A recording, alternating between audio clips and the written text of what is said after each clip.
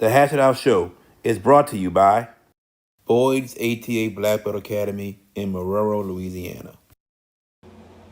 Barreto Home Solutions.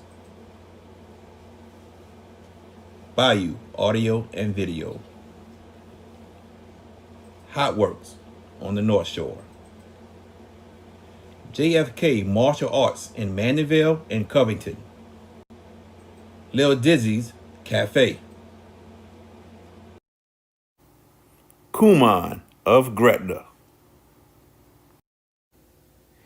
HBP Construction and Consulting. Moe's Pizza.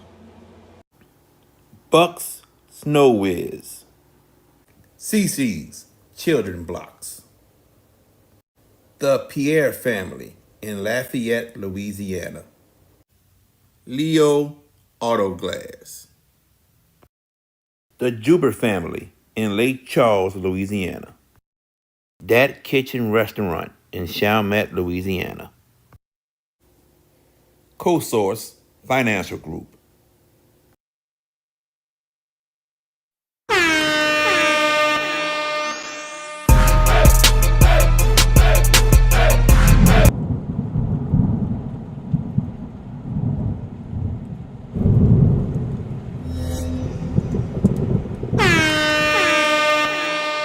Hands up, hands up, hands up. If you winning and you don't give a fuck about a hater, tell them move.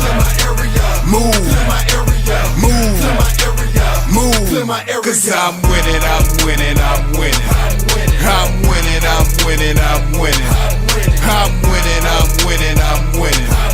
I'm winning, I'm winning, I'm winning. Hands up, hands up, hands up. If you winning and you don't give a fuck about a hater, tell them move. Move, move, move. Cause I'm winning, I'm winning, I'm winning. I'm winning, I'm winning, I'm winning.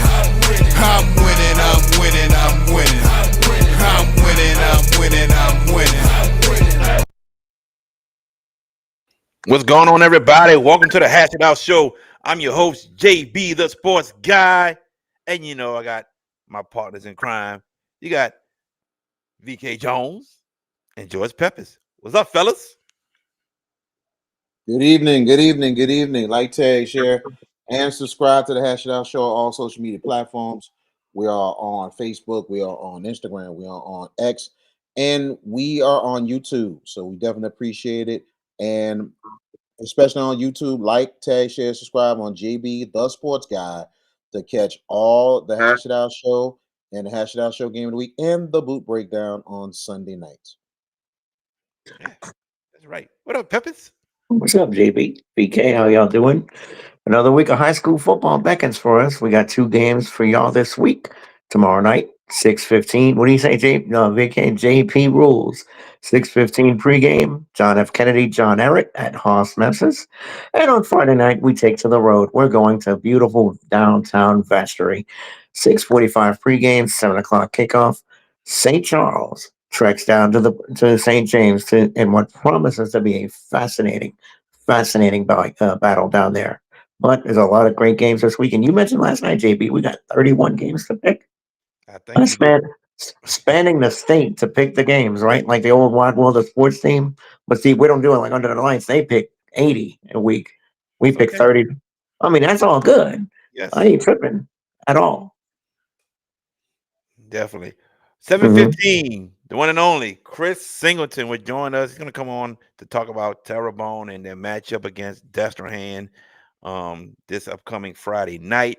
And then after that, we'll get to our picks. And George Pepper to let you know who won week 4. So I don't know why I should, but yeah. Yeah, he'll tell you all that when it's time to do the picks.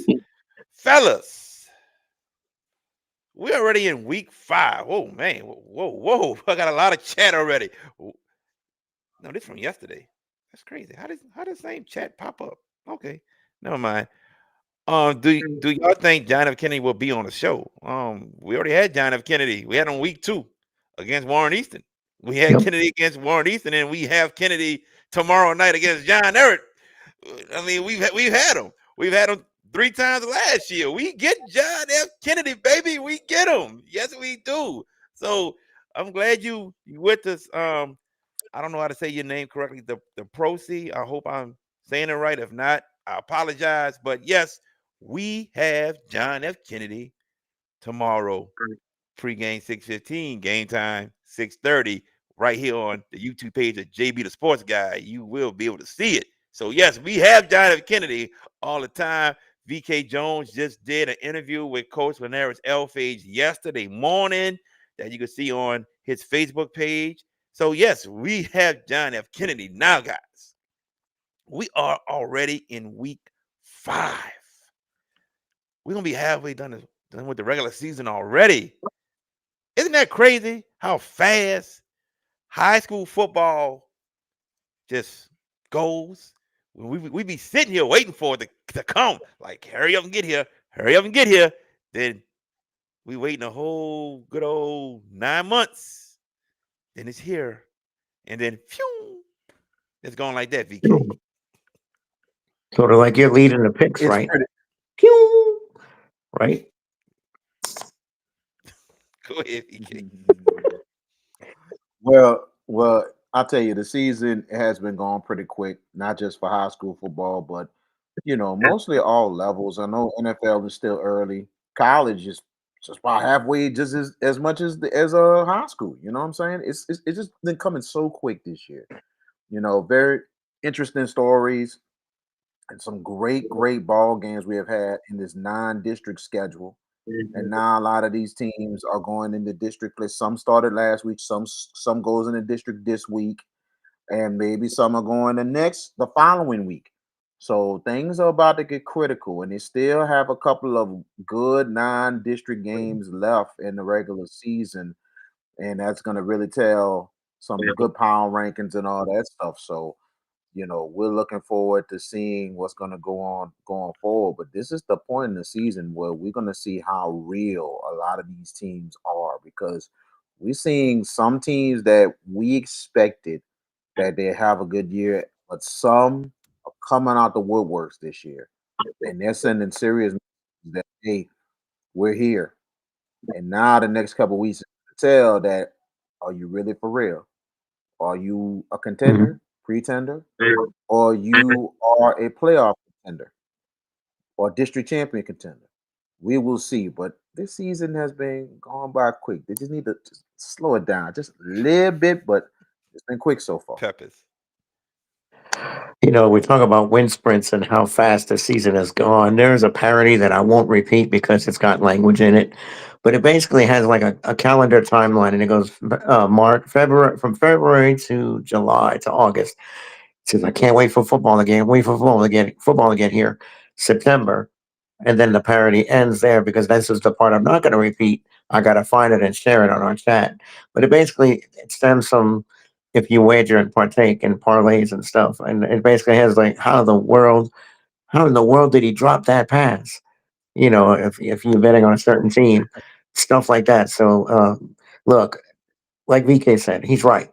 Teams are popping up out the woodwork, and there's a few teams that have really opened my eyes this year, at least to this point. One of them I could tell you is a team that knocked off the defending state champions last Friday, ERAS. They're undefeated, 4-0.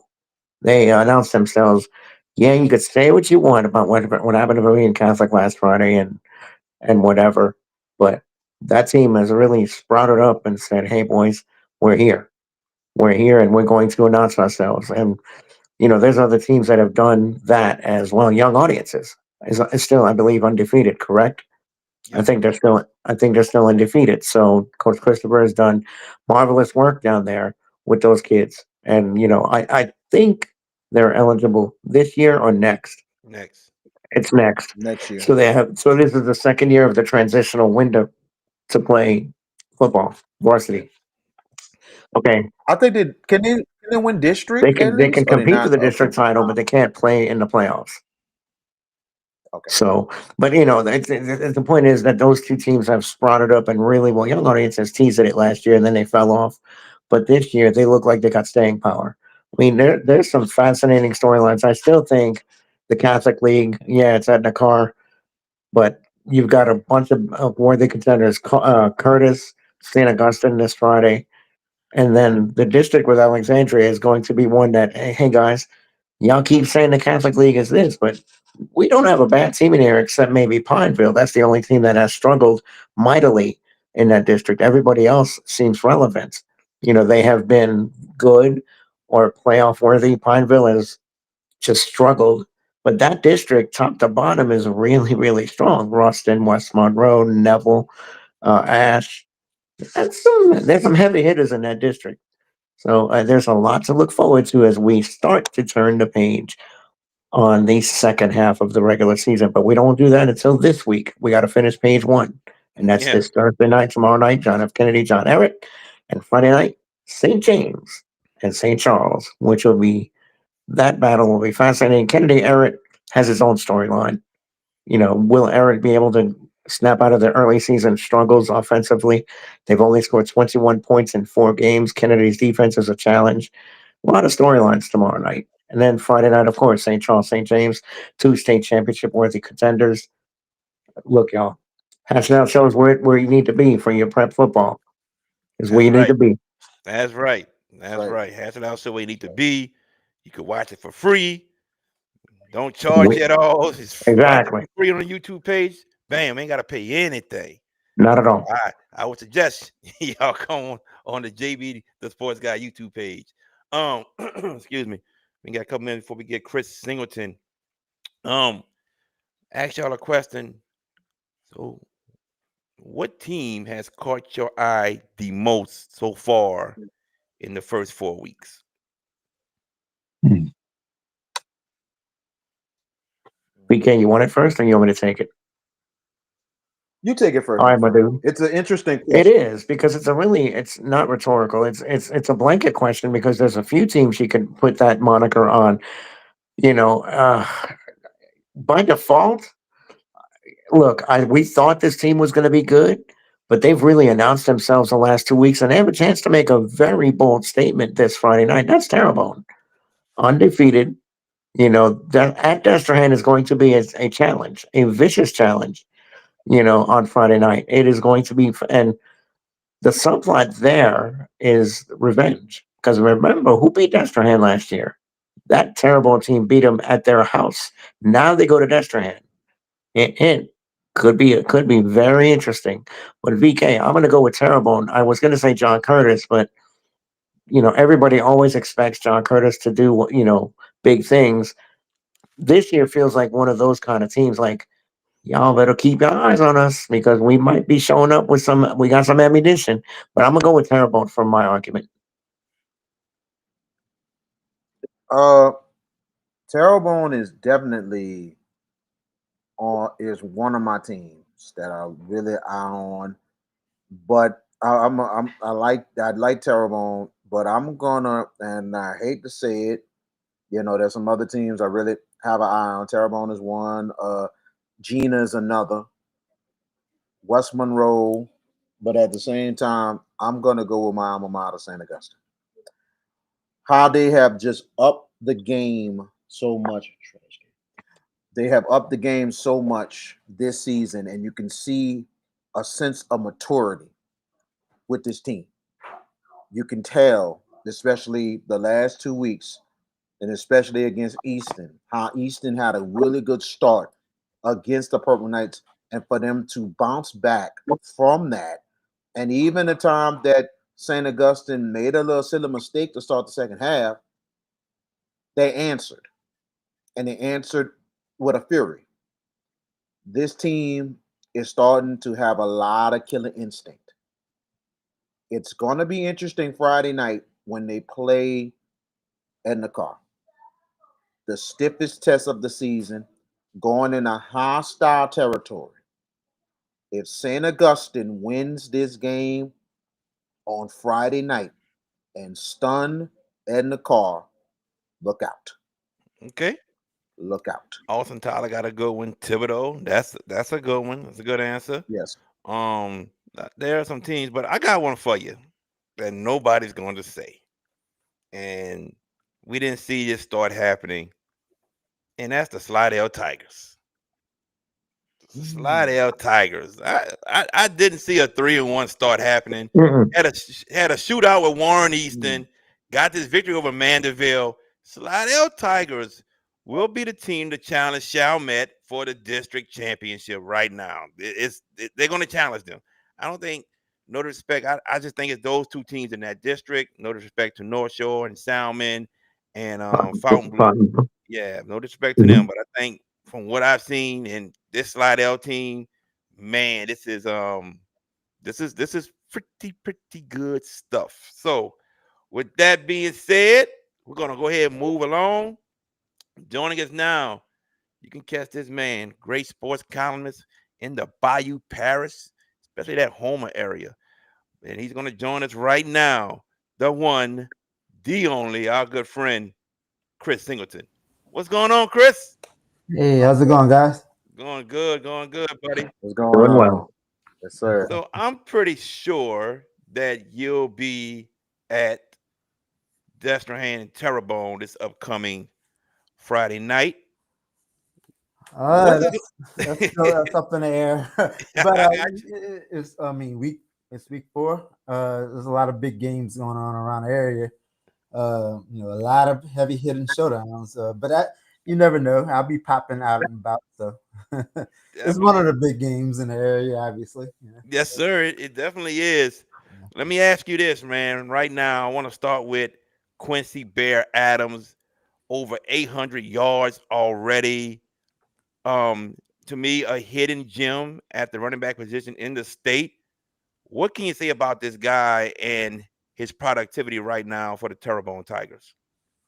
Well, I mean, I've interviewed him plenty of times this off season, and you kind of had a feeling that he was going to come into this season with a chip on his shoulder. I know he had a great season last year. People think that he's just some newcomer, a big name that just happened to pop on the scene, but he's been around. Last year he ran for over 1,000 yards, and especially when their other really good running back Alvin Celestine got hurt. Or maybe missed a lot of time. So he's carried the load before, I mean, this is not some new story. Oh, everybody's asking who is Quincy Bear Adams. This kid's been around for the last year or so. People are just now starting to realize how good he is. Obviously, Terrebonne's playing really good football right now. But I'm not surprised. He's shown what he can do. Especially, he's proven that he can carry the load. He's a really hard runner. He's proven he can make plays in between the tackles, and even last week against Hamburg, I know everybody saw that he ran a lot, but he also caught a couple passes too. So he's very versatile whenever Terrebonne needs it. So I'm not surprised that he has over close to 1,000 yards after 4 games. Terrebonne just happens to have a really good offensive line, but Quincy is a good complement to that. So it's really a team thing on that offense right now. Obviously, Quincy's getting a lot of coverage, and deservedly so. He's worked hard. He's flown under the radar. He's played with a chip on his shoulder the last year or so, and he's motivated to show why he's one of the best running backs and best overall players in the state right now. And the numbers speak for itself. And I'm looking forward to see what he's going to do, because Terrebonne has some heavy hitting games coming up. This week, like you mentioned with Destrehan, they still have St. Charles and maybe some other good district teams left. So he's going to have a chance to show the world how good he is. And like I said, I'm not surprised. Maybe a lot of other people are. He ran good last year, and he's continuing to do so in his senior year. Definitely. So we know about Quincy, we know about Alvin, but I saw something last week that I hadn't seen from a Thibodeau offense, and that was getting pretty much every one of your weapons involved. I mentioned Quincy, I mentioned Alvin. We talking about Sarge Ruffin and Terrence Diggs and Owen Oliver throwing the ball. He had over, I think, 270 yards passing. How dangerous can this team be if they're able to utilize all of their weapons moving forward? Well, I know we're talking about the skill guys, but it really starts up front. Terrebonne's offensive line, in my opinion, is one of the best in the state, if not the best in the state right I now. agree. I don't know if there's any other offensive line that is playing as well as they are. You look at Orion Mosley, who's a North Texas commitment. You look at the Bingham, who's Louisiana Tech, Talon Bingham. And then you look at Chris Stewart, who's Southern commitment. That's 3 college commitments Yep. Going to the next level. They have a lot of other good linemen too. It starts up front, really. Obviously, yeah, the skill guys are good. Owen Oliver, Alvin Celestine, Quincy Adams, and you mentioned Terrence Diggs. They have a lot of other really explosive weapons. Kyrie Parker is another one that maybe you haven't heard of. But it really starts up front. Terrebonne's offensive line is just opening massive holes, and they've been doing that all year, even last year. I mean, these holes are so big that even I could score touchdowns if I wanted to get out there and do so. Um, I've captured a lot of their touchdowns at their games on my phone, and you can see how big the holes are. You know, they're giving protection with Owen Oliver. Of course, Owen's throwing the ball pretty well because he has all day to sit back there and survey the field. Hanville did get some pressure on him, but he maintained his composure and was able to hit Diggs on 2 touchdowns last week.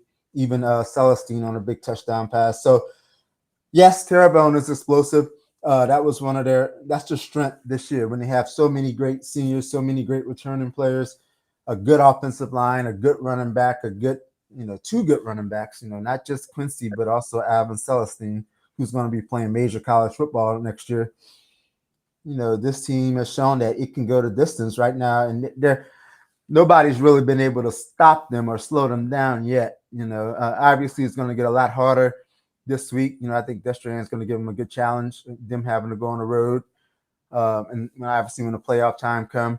But I think that if they continue to play well, stay healthy, and stay focused, that they're going to accomplish a lot of their goals this year. And that's a credit to Tyler Lewis, Coach Yes. Tyler Lewis, and his whole staff for getting those guys ready to play every week, a good game plan. And they really hit Hanville with a good 2 punch last week. Hanville really didn't know what to do to stop them. Hanville's a good team. Yeah. I mean, they play good football. But once Terrebonne was able to get ahead, that was it.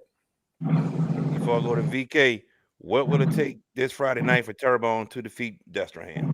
It's going to be a good game. I think it's going to be a lot of high scoring points. Everybody talks about Terrebonne's offense, but their defense is going to have to show up. They played pretty well against Hanville's offense, which is really good. The quarterback for Hanville was, he did his thing at times throwing the ball. The key will be if you can't count out Destrehan. Yeah, they have a maybe a 1. What's their record? 1-2, 2-2, 1-3. 2-2.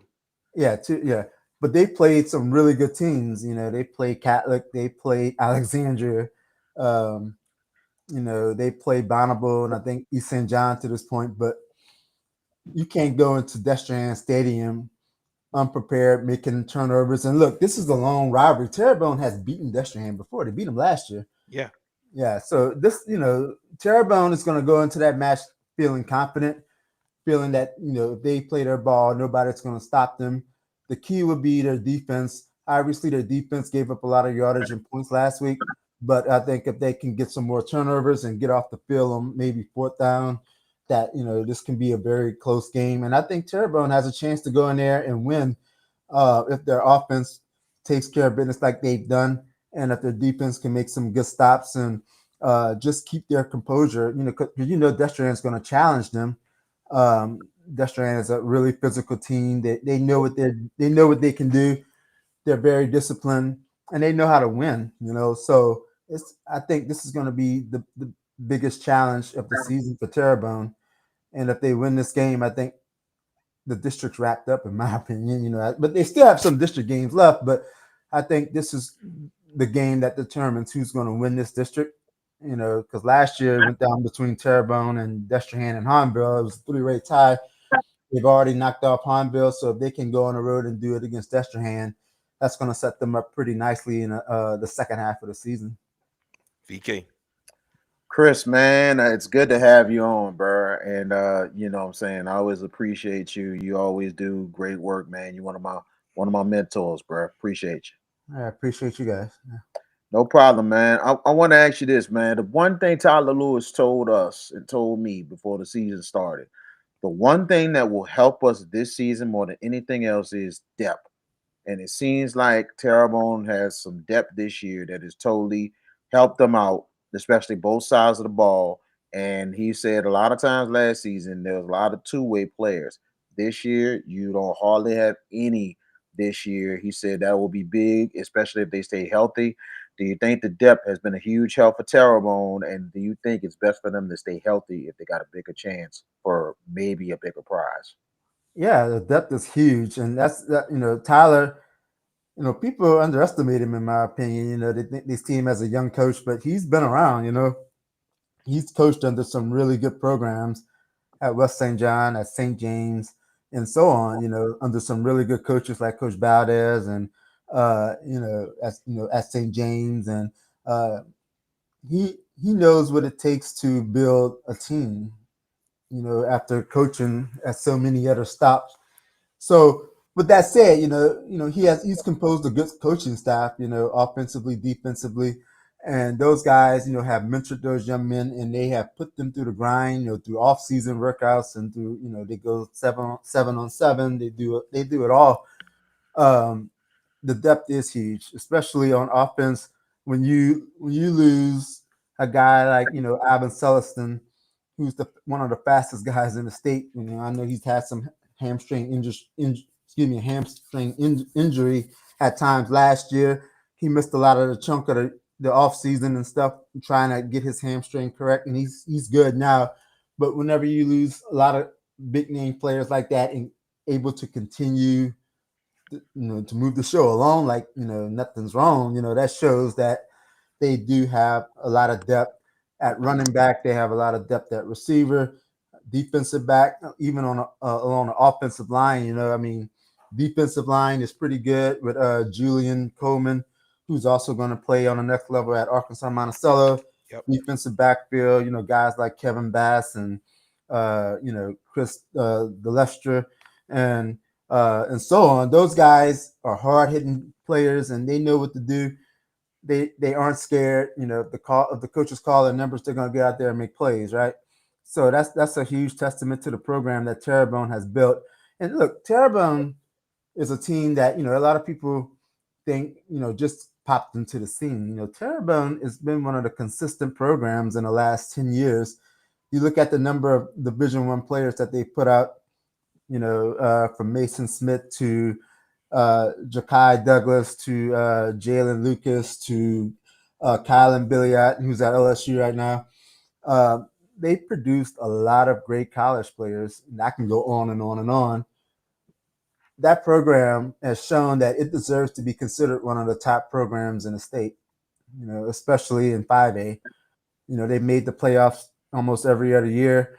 Obviously last year they didn't win a lot, but in the playoffs that is, but they've shown that they can compete. And at one point people were laughing at, I remember they used to laugh at Terrebonne going into a game like against Destrehan or Hahnville because those teams were just so much superior with depth all over the field. But now, Terrebonne is right there competing with them. They have expectations. They've set the standard now, So they're not scared of Destrehan and Hahnvilles. They know they have the athletes to compete with those teams. And when they get to the playoffs, they know they have the athletes to compete with the teams across the state, that's going to be in a 5A playoff. So that's a testament to what Tyler Lewis and the whole coaching staff and the players have built over there at Terrebonne. And, I'm excited to see what they're going to do this year. I think that if they win this week, I think they're in full control of a lot of their goals for this regular season. And then when they get in the playoffs, they can try to make a run at the Superdome, which would be huge for that team because they haven't done that since the early 80s. So, look, they want to make history. They have the depth, and I think that's going to help them out whenever it's time to play for state championships. What are your thoughts on their defense that has been like more of a bend don't break, but they're a defense that really makes big plays and they make big plays at the right time and they make the stops when they need it. And some people talk about, the defense gave up 30 something points to Hahnville, but the defense made critical stops when he needed it and it helped Terrebonne's offense. What are your thoughts on the Terrebonne defense that has been coming up big when they need to, and then sometimes they can blow up and be really, really tough? Yeah, I mean that was a really good test for him because, like you say, that like I think I told a couple of defensive players, even the defensive coordinator, Coach Jefferson, who was the coach at Centerville, and he's an Assumption guy. He's been around the area. You know, they do a really good job. He's a really good defensive coordinator for him. This is his first season at Terrebonne. But one thing that I told him last week was that you knew Hanville was going to score points. That's just, I mean, they got weapons on that team. Hanville, they were going toe to toe with Terrebonne last week. It was a shootout at one point. They shown that they can run and throw the ball. And look, if those two teams meet again, maybe in a playoffs or something, that's going to be a very fun game to watch. That could happen. It could have happened last year, right? So, but to answer your question, the defense, yeah, they made the plays when they needed to. Coach Tyler said it was a bend but don't break kind of defense, right? And especially in the second half, you've seen the desperation from Hanville trying to get back into the game. They moved the ball, but when they got in the red zone, Terrebonne got some really good pressure with their D line. The linebackers made good tackles, and they were able to, deflect some passes into the end zone and get off the field. That's going to be so much key this week against Destrehan because Destrehan's going to try to challenge them the same way. Just because Destrehan is going to come into this game knowing that Terrebonne's offense is on fire right now.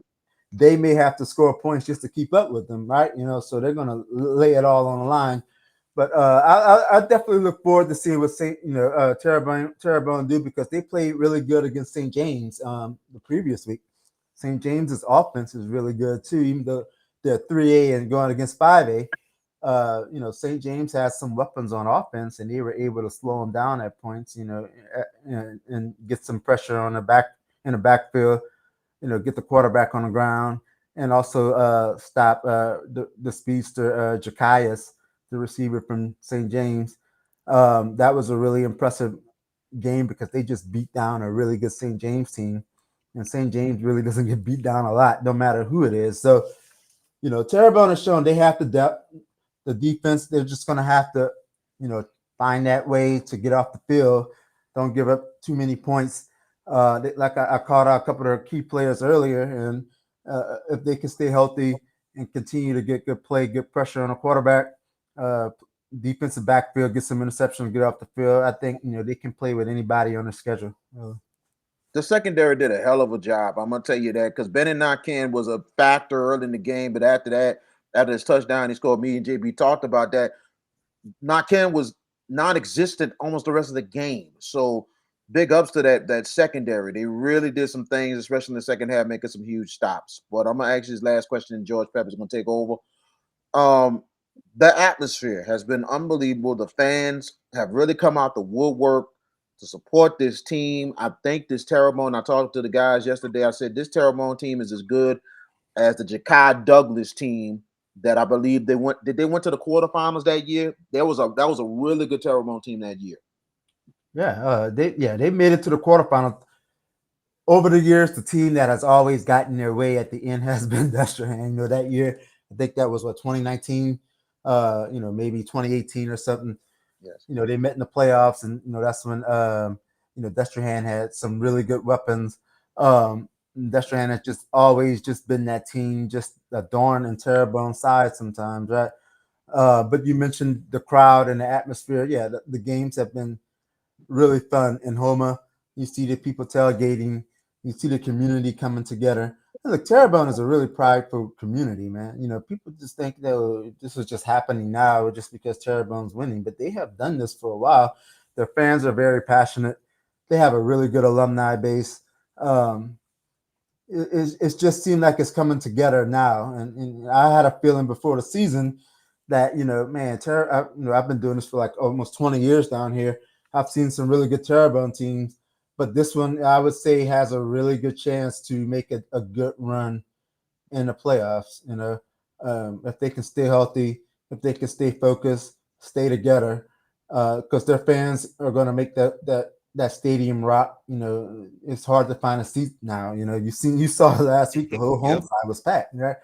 You got to get to the games early now. You got to get those tickets now. So I think it's going to have another good showing. They're going to bring a lot of fans to Destrehan on Friday, and I know Destrehan fans are going to show up too because I I know they rise to the occasion and they want to protect their home stadium.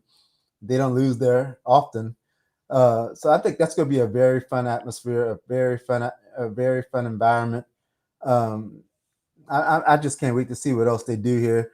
And that's going to be key because the players feed off of that. That energy from the crowd and that support system from their fans. You see Quincy Adams' mom dancing in the stands, and you see all those moms are all together. They're rooting all their senior, junior, sophomore players on, and it's really fun time right now for Terrebonne. So I can't wait to see what else they do the rest of the season. George Peppers, you're up. Chris Singleton, first off, thank you for making the time to join us. It's a pleasure to talk to you. We always love having you on the show and appreciate what you do for the kids down in your area.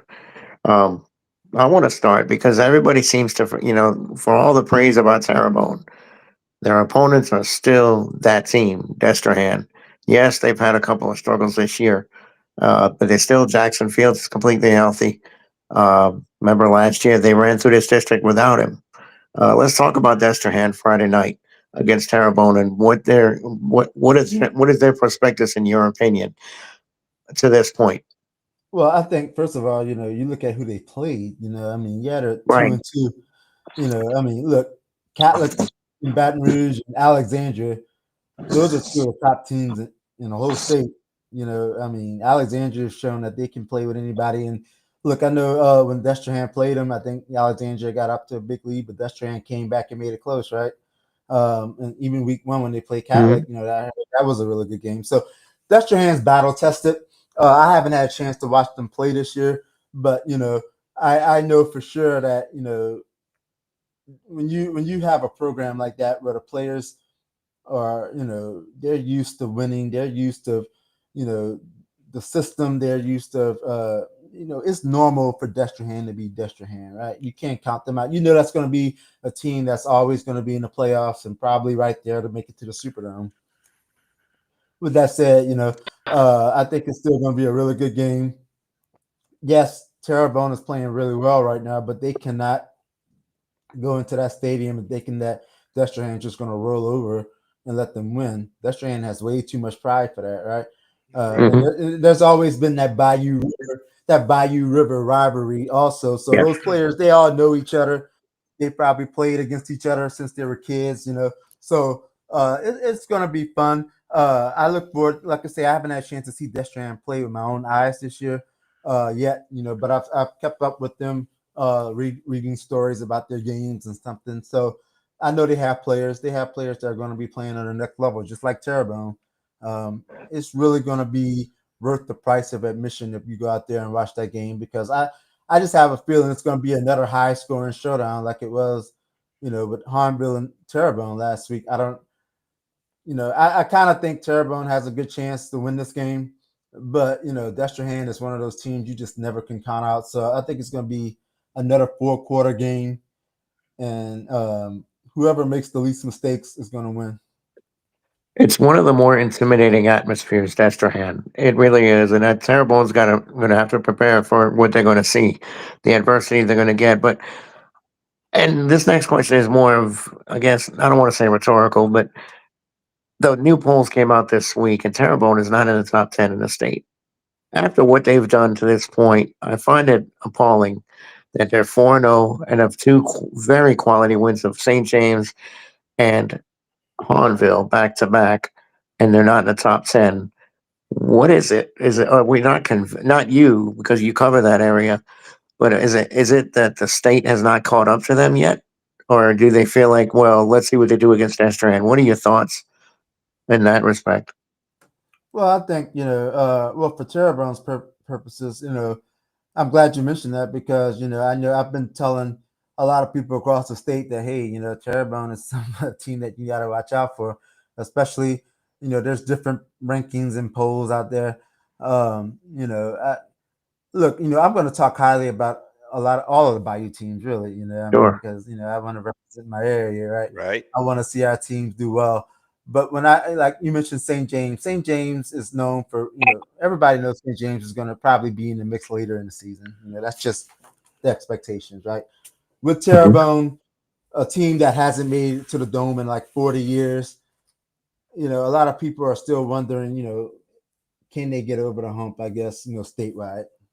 I mean, Mhm. everyone's gonna have a chance to prove themselves.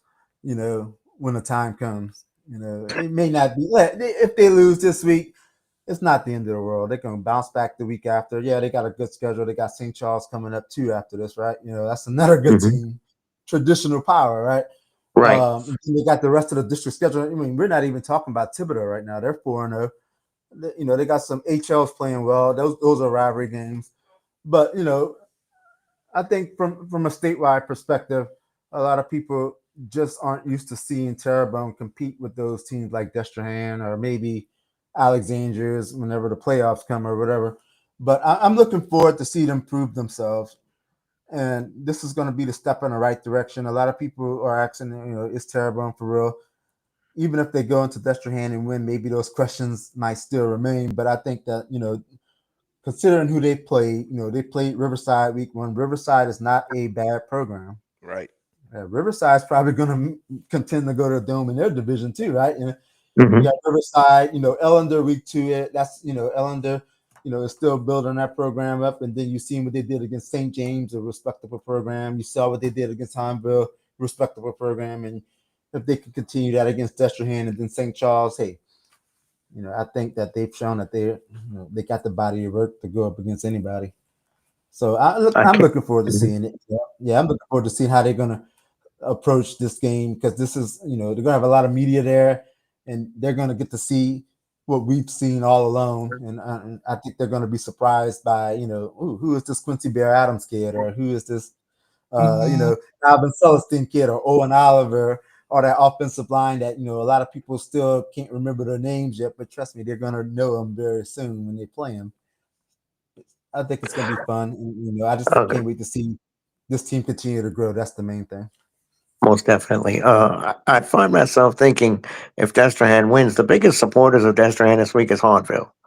Because they've already got a loss in the district. Now they're catching themselves rooting for Destrehan to win. So that if they beat Destrehan later this year, we could have the same scenario as last three-way tie for the title. Just the Yeah. fact that Hornbill Destrehan, just pointing out the fact that's a huge rivalry, biggest rivalry in the area. But let's talk about Hornbill for a spell because I feel like even in defeat, they showed something. Offensively, we know what they got, but I think they're a team that we can't ignore as we get ready to turn the page on the second half of the season. I think Hornville's a team, Chris, that has a chance to really redeem themselves and rewrite and reshape their goals. I think that's a team that we have to pay attention to. Your One thing, thoughts? yeah, one thing I saw last week when they played Terrebonne was they had some speed, man. I mean, especially you guys were out there. I mean, at times their kickoff return team had set them up in really good field position. Maybe could have took some of those kickoffs to the house. Their quarterback, Landon Teague, yeah, I think he threw the ball pretty well. Man, he hit Terrebonne with some dimes last week. They got some weapons on that offense. They got some good running backs. Hanville has always had good running backs, man. I Mm-hmm. mean, guys who can run, shifty guys who can run not only in the tackles but along the the sidelines. So Hanville is going to be a team that I wouldn't want to play later in the season. I mean, because you just Mhm. they're Hanville, Right. man. They have just like Destrehan. You can't count those programs out because they are so rich in talent and rich in tradition, and it's great to see in that 5A district, the Bayou River 5A district, three or four or five good teams that can compete and hold their own with any other team in the state. We're talking about Destrehan, we're talking about Terrebonne, we're talking about Hanville. Look, Thibodeau's 4-0. And I don't know if I have any questions from you guys talking, about Coach North Season with his what he's doing at Thibodeau. I don't know if I'm going to get any questions today. They're 4-0. They're playing East St. John this week. They're probably going to stay, maybe undefeated. HL Bourgeois has been playing well. You know, they got some weapons. Okay. I mean, Kadar Mitchell has been unstoppable as the running back for HL Bourgeois. Look, when you have four or five teams in that district that can go on the road and play with anybody, that shows how good it is right now in football with the Bayou and the River. And I just can't wait to see these teams, go against each other. and settle it on the field, because it's going to be very exciting to see what happens. And look, just keep your eye on all of these teams, because I think they're going to make a lot of noise come playoff time. You must be a mind reader, because I was getting ready to ask you about Thibodeau. This will be my last question. And Lowell Narcisse, when he took that job, he did. What did he leave? Assumption, right? Didn't he leave Assumption to take that job? Ascension Catholic. Catholic. Yeah, he was. Assumption He was Catholic. Okay. yeah. AC. Yeah. See. Okay. So he takes the job at Thibodeau, and all of a sudden 4-0. How legit is Thibodeau this year, in your opinion? They look improved. We saw them, and they were very young a couple of years ago. But this is a team that has made tremendous strides. At least, in my opinion, they look like they're the real deal. How have you seen them play, and what are your thoughts of this Tiger team long term? Yeah, I had a chance to watch them play, especially during their scrimmages, and I've seen some highlights. I know a lot of those kids personally, because I used to teach a lot of them when they were in middle school, or maybe being around them all day when they were in middle school, and now they're high schoolers. Look, starting with the coach, Coach Narcisse, he's done a really good job of uh, getting that program to believe again. Last year they, at times they had talent, but sometimes, you could just see that they just didn't have that emotion behind them. They didn't have that pride and that spirit behind them. Um, this year they had the whole community there in Thibodaux supporting them. And if you ever been in Thibodaux for, any kind of major sporting event for high school, Thibodaux High, that is, at the jungle, whether it's football, basketball, baseball, whatever, those people support every inch of those teams. And they have a lot of pride. Those stands are completely packed in Thibodaux, but they have talent on that field. And, Coach Narcisse has done a great job of giving them expectations, standards, and letting them believe in themselves, and making the community feel like, they are a part of the team. And, they have some great weapons. I've interviewed the quarterback, Damian Robertson, who came off a really good game last week against Central Lafourche, 4 touchdowns. They have a really good running back, Bondarius Brown, a really great kid, rushing for 3 touchdowns. Their defense has been playing pretty well. They got good receivers, Kyron False. They have Jacob Terrell, JT Jonathan Terrell's son, the athletic director here at Nichols. Really good player. Offensive line play, but they have a really good coaching staff too. That's one thing that Terrebonne has, and Thibodaux has a really good coaching staff too. Coach Narcisse has a really good coaching staff, made up of a lot of great players. Uh, Former players, that is, from St. James and from around the area. Local guys. Skylar Green is on that staff, the former LSU player.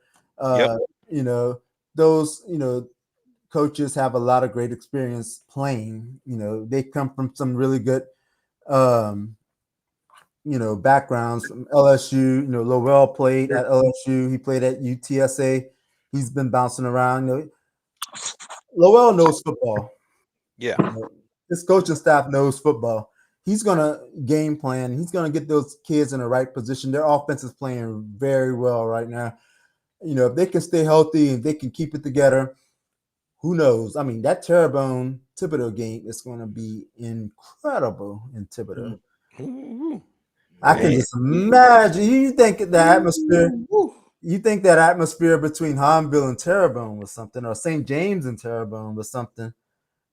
You wait until I think it's Halloween week. I don't got the schedule in front of me. Yes, I think it's Halloween. it is. It's Halloween week. That stadium in Thibodaux is just going to be insane. That is going to be an incredible atmosphere between those, especially if Terrebonne is undefeated or both teams are undefeated going into that game. Who knows? I mean, it could happen. But that's what we want to see on the Bayou, right? Yeah. Lowell's doing a great job, and a lot of people question if he was ready to step into that role of 5A coach at Thibodaux, and he has done an incredible job. And I know he's just getting started. He's laying the foundation right now, and I think they're gonna do well, even if they don't go far this year or win a playoff game. And next year or so, you're really gonna see a lot of great things from Thibodaux. And because they got some weapons, they got some players that can play on the next level at Thibodaux. and so you can't count them out. I'm not surprised that they are undefeated right now, and they got East St. John. They can't overlook East St. John, and then they got Right. some really good games coming up against HL and Hornbill and Terrebonne, Destrehan. So they're gonna have a chance to prove themselves against those teams. I can't wait to see it, man. I'm happy for Thibodeau. I'm glad that they're back in the mix and making noise, and I can't wait to see what they do the second half of the season and getting close to the playoffs. Most definitely. Our buddy, our good friend Chris Singleton. Thank you, my friend, for joining us tonight. We truly appreciate it. All righty, guys. Well, like I said, I don't know if I'm going to be at the game in Destrehan yet. I mean, a lot of, it's hard because there's a lot of good games right now. I'm gonna, I guess you'll see when it happens. You see me if you see me there. Mhm. But it's going to be a great game. And even if I'm not on the sidelines, I'll definitely be tuned in, watching and keeping up with that score. So, I think it's going to be great. And I think it's going to be another fun game. But if you guys are out there, y'all have fun, man. Definitely, man. Thank you, Chris, man. Appreciate it, brother. All right. Talk to y'all later. All right. Definitely. Thank you. Bye. Chris Singleton from the Bayou Parishes. Nick Campbell. Not going to happen. Okay. All right. I hear you, bro. I hear you. All right. We're going to take a quick commercial break, ladies and gentlemen. And when we come back, we are going to pick our games. Who's going to win this weekend? Stay right here. The Hash It Out Show. Are you in need of a new windshield? Leo Autoglass can help. For 20 years, Leo Autoglass have been servicing the New Orleans area with windshield replacement and auto glass repair. Give them a call today, 504-301-8353. Hey y'all, this is Jen Hale from Fox Sports. You're watching the Hash It Out Show with JB the Sports Guy, VK Jones, and George Pepis. Did you experience storm damage from Hurricane Francine? Barretto Home Solutions can help. You can give them a call at 504-940-7552.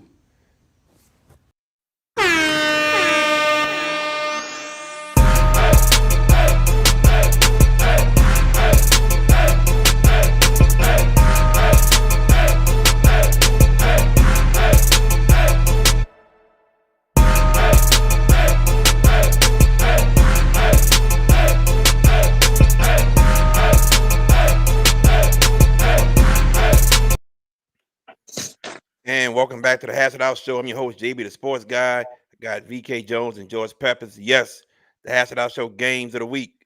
The Hash It Out Show Thursday night game of the week. That's tomorrow. John Everett hosting John F. Kennedy. Pregame at 6:15. Kickoff 6:30. Where can you see it? Right here on the YouTube page of JB, the Sports Guy. And then Friday night, it is St. James hosting St. Charles Catholic. Pre-game 6:45. Kickoff is at 7 o'clock. And where can you see it? Right here on the YouTube page of JB the Sports Guy. And always remember, to see games on the YouTube page of JB the Sports Guy, you don't have to pay. Not at all. All right. But I see everybody. I see everybody in the chat right here. All right. And then when I go to Instagram, I see everybody also. Bo Willie Mac, Big Eiffel. I see y'all. Let y'all know that. I see y'all. I appreciate all y'all being here. Let's get going though. Let's get going with the picks, ladies and gentlemen. Well, let me get back to the page first. There we go. All right. There we go. All right. So thank you, Coach Fronta. Appreciate it. What's up, Shelby Boyle? Question: how y'all not doing that all versus card game? Shelby, I'll talk to you when we get off the show about it. All right. I'll let you know. Mhm. All right. But and I'll let you know which card game we might have. I'll just let you know. We'll see. But I'll tell you why, okay? And I'll put the blame on me because if I would have thought of what I thought of on Sunday, then we'll have this game. But I didn't think of that. So, you learn and you get better when you learn. So we'll see next year about calling St. Aug. But anyway, let's get going, guys. Let's get going. Let's start with Thursday games. Let's go to the North Shore. Under the water tank or under the tank, a meet at Kentwood. VK Jones. We'll start with you. Who you got? Oh man, this is an interesting spot. This is but throw the records out the window when these two go at it. You know what I'm saying? We We was had this privileged game to do last that. year. Yeah, we was privileged to do that game last year, and it was a very good one, which Amy survived to win that ball game. But I think this time, I you thought know, Kentwood won that game.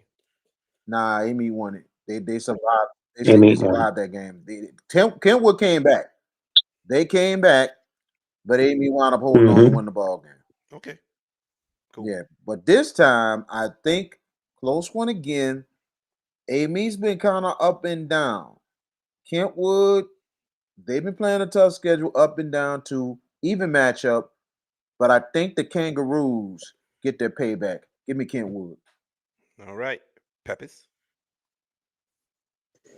Before I give my pick, I want to give the results from Yes, last sir. week. Darren, you went 20-6. All of a sudden, well, you and I had reasonably good weeks. You went 20-6. I went 19-7. VK trailed the pack at 17-9. Took a couple of chances last week that didn't quite pan out. So for the season, JB, you have a 60-14 record.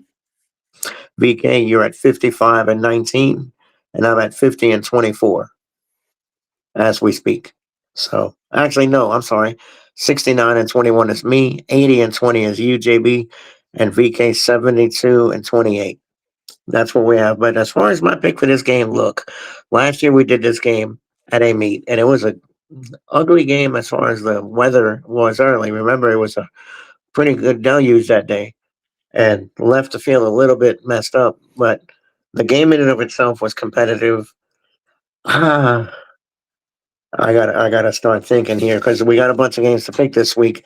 I think A8 wins it just because I feel like they have a little more consistency with them, and I think the Warriors and Zephaniah Powell find a way to win. I think Jared a tight game. Give me A8. You take Amy Warriors. Give me the Kangaroos of Kentwood under the tank. I got the Kentwood Kangaroos. All right. Denham Springs at Southern Lab. VK Jones. Who you got? Interesting ball game here. I mean, I tell you, man, Southern Lab has been playing much better. You know, since the Jamboree lost to Liberty. You know what I'm saying? So they've been playing much better football more than anything else. Denham Springs is really a tough team, and I think this is going to be a tight ball game more than anything else. But I think Denham Springs gets it done at the end. Give me the Yellow Jackets. Peppers. I'm going to agree with VK here. I got the Yellow Jackets winning. I do think that the Kittens give them a good fight, but give me the Yellow Jackets on the road. They get the job done Give me close. Coach Brad Beard and his squad, the Denham Springs Yellow Jackets.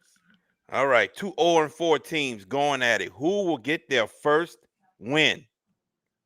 Higgins or McMain, VK? Wow, man, this is not a gimme. It's not a gimme This at is all, not. man. It's This is not. not a gimme, and I knew you were gonna throw a wrench at us on this one, man. Close game, down to the last possession. Higgins. Peppers. VK, you said Higgins. Higgins? Okay. Give me Emmanuel Powell and the Hurricanes. I think McLean's still trying to recover from last year. Remember, 80% of their athletic teams didn't play ball last year, including their football team. I still think McMahon's got some work to do. Higgins has struggled as well, but I'm gonna take Higgins. Give me the Higgins Hurricanes as well, getting their first win. Give me Higgins. Let's go to Slidell. 3-1 versus 3-1. Hammond Tornadoes at the Slidell Tigers, VK. Whew, another good one, man. This last couple of weeks we didn't have some fire games, man. Fire games. This is another one here. Uh, Coach Buckles has done unbelievable work. This is a really good Hammond team that's really starting to win in a consistent manner. Slidell, the second year coach, I don't know the name off the top of his head, but he's starting to make weight. He's starting to make weight. And I like this Ricky Williams kid. We remember him a couple of years ago. He was a sophomore. Now he has grown. And when I say he's playing some great ball, he's playing some great ball. Close one. This one goes to the end. I'm going to go with Slidell. Peppers. Well, you don't make it easy, do you? Uh, I think I think this is an outstanding football game. If pace makes the race, because I think Slidell has played a game where tempo and they were able to hang in against Warren Easton, scoring 49 in defeat. Hammond's a team that likes to move to push it down the field with regularity. Uh, you gotta love what the Slidell Tigers have done this year. They are absolutely legit, and if winning last week against Mandeville didn't convince you, I don't know what will. But you know what? I'm buying. Give me the home team here, Slidell. But I think it's close. Give me Slidell Tigers as well. I think Slidell gets the win. All right. Tag Armley. John Curtis versus Warren Easton. Our good friend from 1008 Prep Sports, Courtney Hogan, says that Warren Easton will get the job done. VK, do you agree with Courtney Hogan or not? No. No. Hmm. No. Warren Easton will be in the game. They will be in the ball game. But they cannot make those little mistakes like penalties and turnovers. Not against John Curtis. We know all these years of tradition of John Curtis. You mess up, they make you pay. Give me the Patriots. George.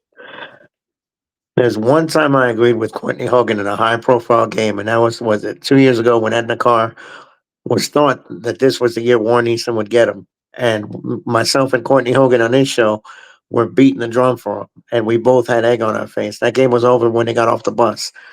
I'm not going to catch myself like that again. I think John Curtis is absolutely legit. I think Warren Easton's a legitimate football team, but those mistakes, JP, those penalties, the untimely penalties, are going to cost them against this Patriots team. Give me John Curtis. All right. Give me John Curtis as well. Give me the Curtis. Last Thursday game that we're picking, Kenner Discovery versus Bonnable, the battle of Kenner. Who wins, VK? Well, Kennedy Discovery, you know, in the ball game earlier, but then also Patrick Taylor caught on fire and wound up pulling away and getting that win. It's going to be a tough one. I think Kennedy Discovery will be ready to go, but give me Coach Anthony and the Bonnable Bruins. All right. Who you got? He's got Bonnable, I think he Got said, right? Bonnable. Okay, Kenner Discovery, they're 3-1. Okay, I didn't know that. Yeah, and Patrick Taylor knocked them off last week. Bonnable has struggled since the opening win against Sophie B, a game we had as the Hash It Out Show game of the week one. I don't know what's going on there. I mean, they've really fallen off the rails, Bonnable. But Kenner Discovery looks like they've got something going on there. They're in the same district. Correct me if I'm wrong, JB. They're in the same district as Shaw. Yes. Okay, so they've got some tougher games to hold, so some tougher road to hold down there, and later on this year. I don't normally like taking struggling teams that they're not playing at their best. I'm gonna do it though. I'll take Bonnable. Give me the Bruins as well. I'm taking Bonnable in this matchup. All right. Madison Ridgeland from Mississippi. These are Friday games now. Friday games. Madison Ridgeland from Okay. Mississippi. 5-0. Coming down to take on Catholic of Baton Rouge, VK. I know you don't know much about Madison Ridgeland, but who you got, VK? This is a tough one here, you know what I'm saying? Because it's a tough one because of the fact this is an out-of-state team coming to town and Catholic coming off of a tough loss on the road. Very tough loss to West Monroe. And now you got to prepare yourself for an out-of-state Mississippi team that's undefeated. They're going to try and come to their house and take down Catholic. This game will be very, very close. State of Louisiana has had a winning record against out-of-state teams, and I'm going to stick with it. Give me the Catholic Bears. Peppers. I wonder how the Bears recover from such a debilitating loss. The way that game finished last week at West Monroe. And congratulations to Coach Dizer on getting that win. But the last Mississippi team to play a Louisiana team was 2 weeks ago, or was it last week against Neville when Neville got No, 2 weeks ago. whitewashed 2 weeks against the ago. Oak Grove? That's 2 weeks ago. So evidently they got something going on in Mississippi. They got some really good football teams, and this Medicine Ridgeland team is 5-0. Don't know much about them, but I'm going to go with what I know than what I don't know. Give me Catholic of Baton Rouge. I think they do bounce back and win a tight game I here. think they bounce back as well. Give me Catholic of Baton Rouge. We're gonna stay in that Baton Rouge area. Dutchtown 3-1 going to Saint Amant, who's 4-0. Who you got, VK? This one's a good one too. Dutchtown defending, I think, yeah, the defending district champions, and looking to try to make an impact here. But David Oliver, Seth Babin, and Saint Cooper Babin, let's say, and Saint Amant. I think they get it done at home. I think they play tight game, but they pull away in the fourth. Give me the Gators. Peppers. Great game. I think this is going to be an absolute war at Saint Amant. I'm with you, VK. I think David Oliver has done spectacular work. Touchdown's got what Saint Amant wants. The Gators take the first step in taking that from them. Give me Saint Amant and their quest to win district. Give me the Gators, JB. Give me the Gators as well. Saint Amant. All right. LCA. 7 turnovers last week when they went to play the Shaw Eagles, where the Shaw Eagles defeated them 31-13. Now they got to get back on the road and go to Central of Baton Rouge. Does LCA bounce back, VK, or Central goes to 5-0? I think LCA will be ready. They'll be very ready to go for this game. But, Central just been not showing why they're the defending champs right now. They're the defending champs. They have won close games and tight games they need to have. I think this is a good test for Central against LCA. I think it's tight, but Central has a big second half. Give me Central. Peppers. Perspectives are going to change after this week when it comes to this game. And Central, as VK astutely points out, they have not really, looked like that team like they did. They've won, and they haven't beaten a lot of great teams. Lafayette Christian is smarting from a very tough loss, and there was a lot of buildup coming from their end last week. You chat last week, there was a lot of hype about how they were going to go to Shaw and make statements and this, that, whatever. Well, they made one, all right, not exactly the one they wanted to make. I think it takes another week. Give me Central to knock off LCA. LCA plays better than last week. They can't play any worse. I'll take Central, though. Central getting everybody's best. They state champions. They finish state champions. Yeah. They get everybody's best shots. And they'll get LCA's best shot. And LCA will come up short. Give me Central. Moving on. We're staying in the Baton Rouge area. Landry going to Estruma to take on Brian Glover's team. Who you got, VK? I think Landry's going to really compete in this game to try to get their first win. But give me Estruma. Peppers. Estruma lost last week and a little bit of an upset, correct? I think they lost the week before to St. Michael. A week before. That's right, St. Michael. 16-14. Close game. Yeah, they lost to the St. Michael the Archangel. Landry lost to John Eric 14-13 2 weeks ago. It's an offense that has struggled mightily. Estruma, Brian Glover really has stepped into a good situation. I'll take Estruma to win that game. Give me the Indians as well. Give me Estruma. Still in that Baton Rouge area. Live Oak at East Ascension, VK.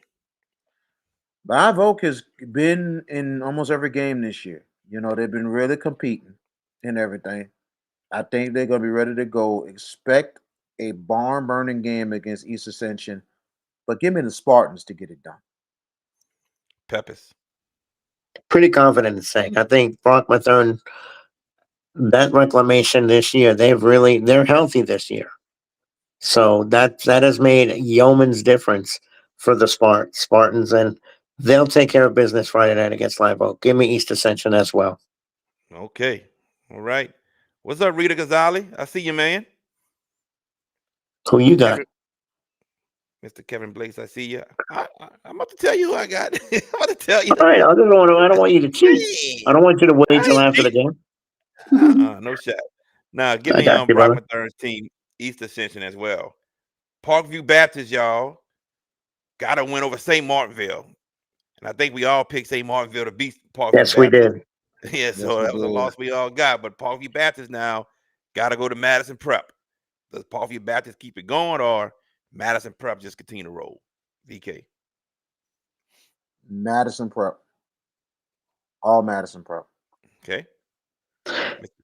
Winning breeds confidence, right? For Yeah. Parkview. I mean, that was a pretty good win against the St. Martinville team. Maybe we overestimated it a little bit that they fell short. Maybe. In that vein, I'm going to go with the home side as well. I'm with VK. I got Madison Prep, JB. I'm with both of y'all. Give me Madison Prep too. All right. I'm going to Homer right quick. Hornville going back to the scene of the crime where they lost to Terrebonne, the same exact stadium.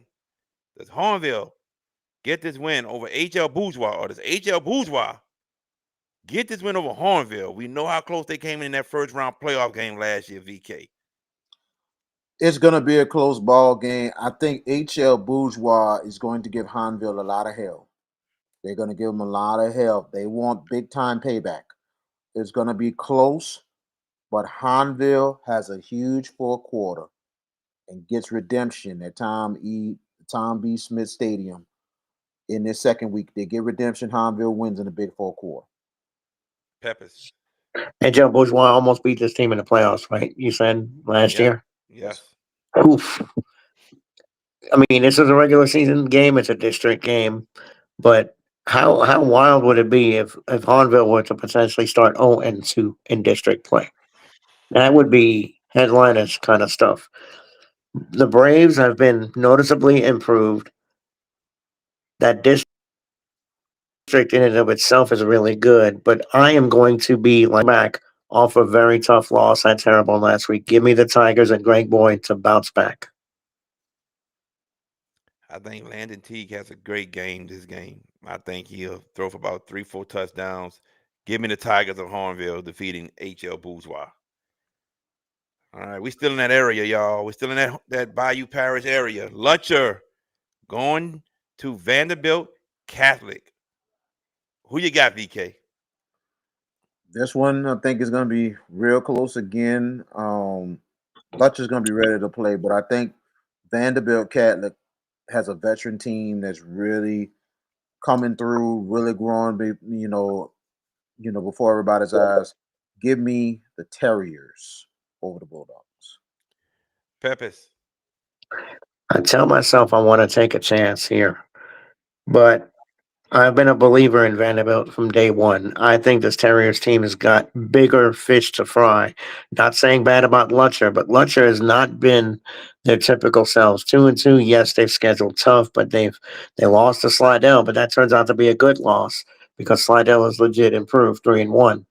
But Lutcher has not been the Lutcher that we know that can go out there and pound football teams. I'm gonna go with the Terriers as well. This will be Vanderbilt Catholic's first real tough challenge. Agree. Yeah. Give me the Bulldogs of Lutcher. They going in there and they are leaving that stadium with the win, which is a real nice stadium if you've never been to it. Give me the Bulldogs of Lutcher. It's a beautiful stadium. Mm-hmm.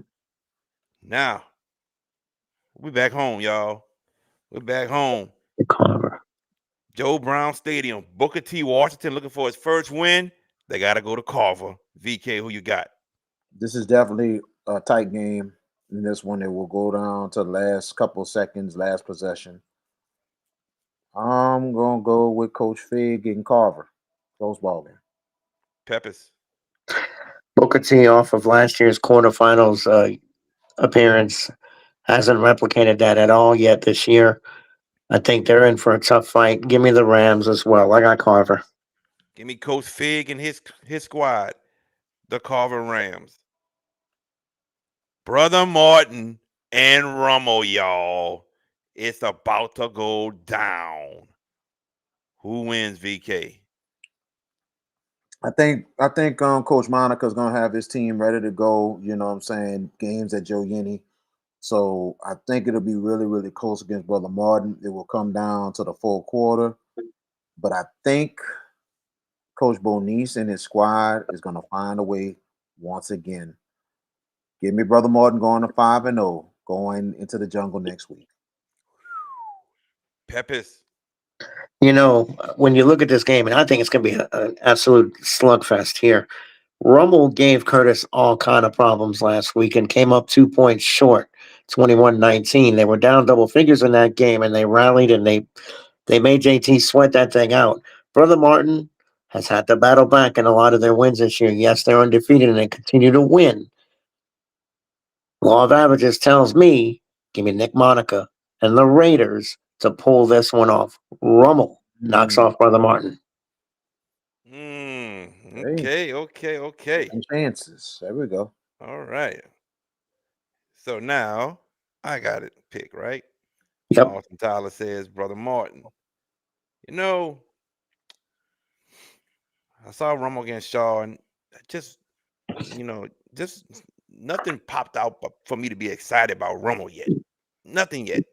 And that don't mean anything because we've seen teams that win championships, and you just sit there and like, hey, they got it done, but nothing popped out popped out to you about them. As far as Brother Martin, you got playmakers, you got Eastern Royal, Hudson Field, the sophomore quarterback, letting it rip. I mean, man. So my eyes is, can Brother Martin's defense stop the running game of Rummel, and can Rummel's defense stop the passing game of Brother Martin? There's your answers. But give me the Crusaders of Brother Martin getting another close victory. They faced adversity and they have overcome every bit of each part of adversity they faced. Give me Brother Martin. Brother Martin with the win, y'all, over the Rummel Raiders, 5-0. Eastern Royal is going to do something again, man. It's just phenomenal. Now, we're going to leave the East Bank and come to the West Bank. De La Salle looking for their first victory still. And they got to go to Shaw. Does De La Salle steal a victory? VK Jones. I'd say no. I don't think so.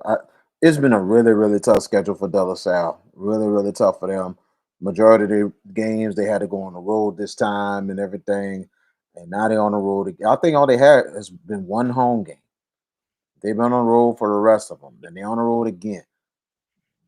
De La Salle is a team that will get better. They will get better. They still will compete for that district They will championship. compete for the district championship. There's no doubt, and they will get better, especially after this game. I think they're going to try to get better, and I think they will compete.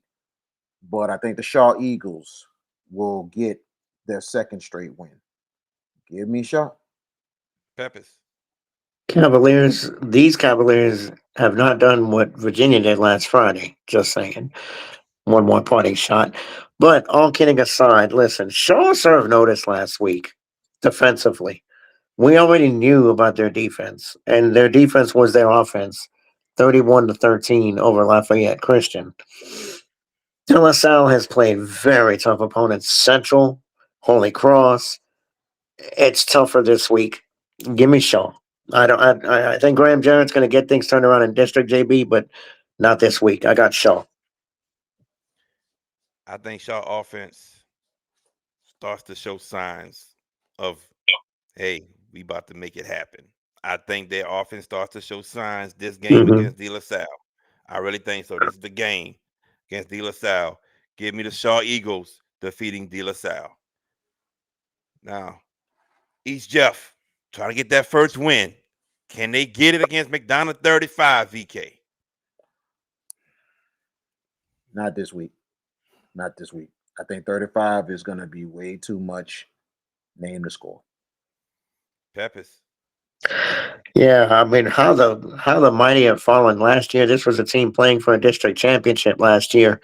Won it. Won it. Won it. won it, and of course they won it. I don't want to say flukish, but on a block six, um, They went to block 6 and a fumble sack six, and a sack fumble. fumble, Picked it up. sack Block fumble 6. score. There you go. Yeah. Right. But Frank Daggs and the Ron Eagles have played very tough opponents. St. Augustine, Carr. Those are the kind of games that got an idea of what they could be.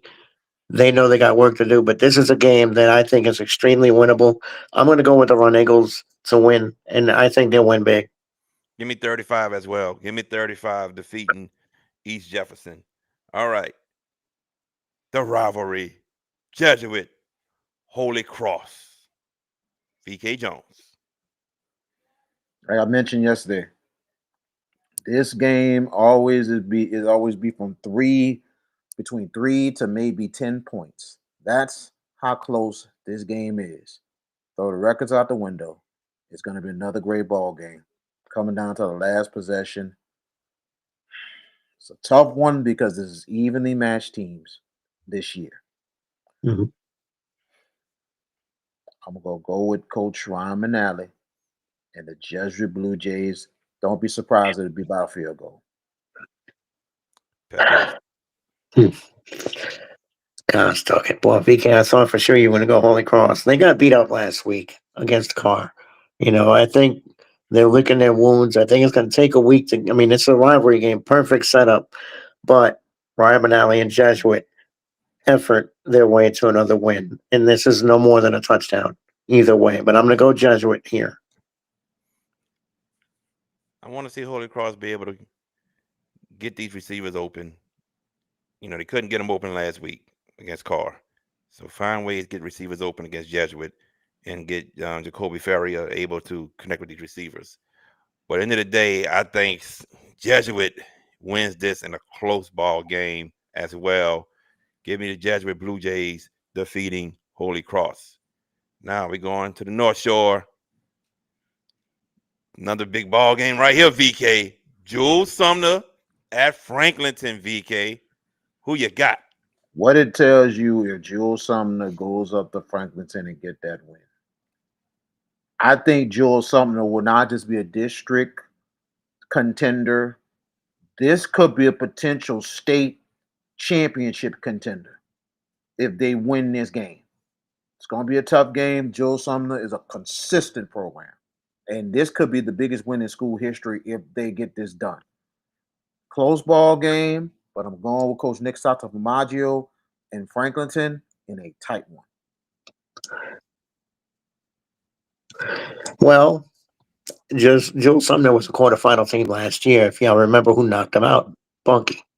And it was and they're a very defensive-minded team, Jules Sumner. They are very good defensively. They obviously have picked up where they left off 4-0. Franklinton, state finalist from last year. Jared, I want to gamble and go with Sumner. I don't see it. I think going into Franklinton, I think it's a little too much to ask. Demons get a pull-away score in the fourth quarter to win that game. I'm with you. I think the same thing. Franklinton comes down and gets a score late in the ball game to seal it up. Give me the Demons of Franklinton. Now, we go to Plaquemines Parish, VK. A game that happened last year. Yeah, Austin, we knew VK was going to pick Franklinton. Of course, we knew that. A game that happened last year where Livingston defeated South Plaquemines. Coach Feet was very unhappy with his team. He went on a little tirade. We got to do better in the classroom. We got to do better at practice. We got to do better in everything, in every aspect of life, period. We just wasn't disciplined. Coach Feet went on a tirade, man. And South Plaque really never looked back. Got another loss to Newman, which they lost by 3 to Newman later on. But they didn't look back and got that championship. But I think he might have had this one circled on the calendar, VK. Livingston and South Plaquemines out there in Buras, Louisiana. Who you got, VK? There was that loss last year was a serious wake-up call for South Plaque. It was a serious wake-up call. I'm saying I agree with you because it definitely was a break-up call for that team. And it woke them up. You've seen them against Newman in a loss, but they played so much better. You thought for a second it's not going to be close. But South Platte was just this close of knocking off Newman. That's how much they got better. But I think this game will be close. Coach Devin Francois is going to have his team ready to play. I think South Platte will get it done, but closer than the experts think. I think Livingston's going to come in there ready to play. This could go down in the full quarter, and I think South Platte pulls away and gets the win. Peppers. If we know Kyle's Lyle feet like we do, he's got this game bullseye on the calendar this week. Considering the terrain that you talked about, JB, much love to Coach Francois and Livingston, and I think they're going to be a factor later in the year in their district. But the Hurricanes are going to Roderick Parker. This could be the bust out game this week. I got South Plaquemines by 2 touchdowns. Ooh. I look back at that Livingston young audience game and how close that game was. Yeah, I won't be shocked if this game close. I won't be shocked. But I think South Plaquemines gets their lick back. They'll get the win over Livingston. Give me South Plaquemines. All right. Patrick Taylor at Country Day. All right, VK. Who you think wins this game? That is going to be a very, very good. This is one of the most underrated games this week because this is a even matchup again. I mean, man, two teams that are athletic, two teams that can really, one can pass and run, one that can really neutralize the run very, very well. Either team can win, tight ball game, but I'm going to go with the Cages by a field goal. Ooh, Cajuns. All right, all right. Peppers. I'll take the team that can punch you in the mouth and not think about it. I'm going to go Patrick Taylor, but I also believe it's close. That running game is absolutely legit, and they will run it into the ground. They will own the line of scrimmage in that game. I think Patrick Taylor, and I can't make my fan base mad at me. Give me Patrick Taylor on the road. This what scares me with Patrick Taylor, man. Defending Defense. the pass. Defending the pass scares me with Patrick Yes. Taylor. Yes, They need work with that. Defending the pass. they do. Potential matchup problems this game. Yeah, man, with Very. Herman and McAllister and Brewer, man. That's woo. This could be a problem. Yeah, but at the same time, Country Day has problems stopping the run. Now, something got to give, and I don't know which one's going to give, but give me Patrick Taylor by 4. Patrick Taylor with the win over Country Day. All right, let's go back to Slidell. St. Martin's at Pope John Paul II, VK. Who you got? Even matchup here, Pope John Paul trying to bounce back in many ways, and St. Martin's, I think they're really starting to get get the air under their legs and get it together. I like what Donnie Lawrence and that team brings more than anything else. Close ball game, probably will come down to the last possession. Give me the Saints. Give me the Saints. Peppers? This is one I'm going to wrestle with because I think this is a coin flip. We saw St. Martin's earlier in the season against Patrick Taylor. They had trouble stopping the run. Pope John Paul, correct me if I'm wrong, they run the veer, right? Yes, sir. Okay. That's all I need to know.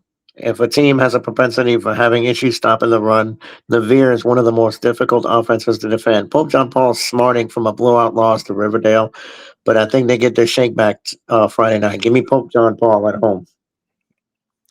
VK, give me Pope John Paul at home as well. I think that veer offense going to give St. Martin's fits. Give me Pope John Paul. Now, does Riverdale stay undefeated by going to Newman and getting this victory? VK Jones. Yes. Woo. Yes. I think Riverdale has enough firepower and enough depth that's going to wear down Newman. Give me the Rebels. Okay. Peppers? VK a little mad that he picked against Newman last week and they got white, and the team that he picked was the Willow and they got whitewashed. This one's for you, Charles Allen. This one's for you. And I don't know if you in the chat, I haven't seen you sprout up, with your foolish predictions yet. But winning breeds confidence, right, JB? That's what I keep saying. Riverdale is a very confident team, but I think Newman found a little something last week against the Willow that gave them the jump start they need. I'm going to go with the Greenies at home. This tough, man. This is It tough. is. Be honest with you. This is tough. I say it's tough because Riverdale's schedule hasn't been tough. Not at all. Competition they've played hasn't been tough. And that's not me trying to knock them. I'm just speaking the truth. As Mm-hmm. far as Newman, De La Salle and other teams. Mm-hmm.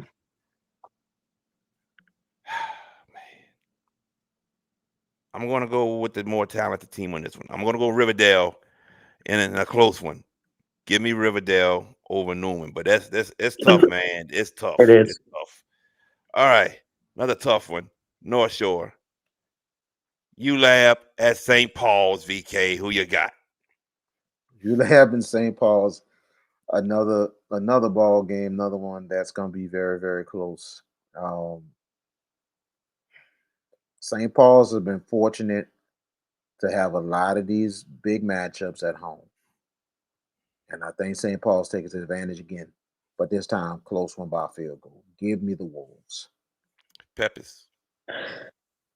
I agree with VK here. I'm going to go St. Paul's as well. That tough schedule early in the first 4 games is going to be dividends for them. Losing a close one to Brother Martin and winning other games as well in that schedule. I think the Wolves get it done, JB. Give me, all right, I say St. Paul's by a touchdown. All right. Coach Norm, I see you, man. We getting to that game, man. We getting to it. The last one, Coach Norm. We getting to it. We ain't there yet, but we getting there. All right. Give me St. Paul's as well. Give me the Wolves. They'll win. Sterlington at Neville. This was a close game last year. I think Neville won by a touchdown. Does Neville win again this year, VK? Whew. This is a tough one. It's a really, really tough one because the fact of the matter is, when I looked at the Neville game last week against St. Thomas More, Neville had so many missed opportunities. It's not even funny. And it doesn't matter what anybody say. Neville should have won this game probably big, and they didn't take advantage. And they have injuries galore right now. And that's not good. It's not good for Neville. This is a good game for them to get back into things before district. Sterlington looking for a huge win. They run the ball well. And the aspect is to keep Neville off the field. It's a tough one here. I'm going for it. Sterlington for the upset. Woo! Like, VK something else. He like to always say, I don't care what anybody else says. Like he always right about something. Exactly. I'm not saying I'm not always right. That's my opinion. That's how I felt. I'm like, we to get me, I know that's what I'm saying. I'm not saying I'm right. I'm saying what I seen, and to me, I'm saying I don't care what else, because the fact is, some people gonna disagree. I'm saying I don't care because I seen what I seen. Now, some people will You saw what you saw. understand. Exactly, I saw what I saw. Now, Kevin, you stupid.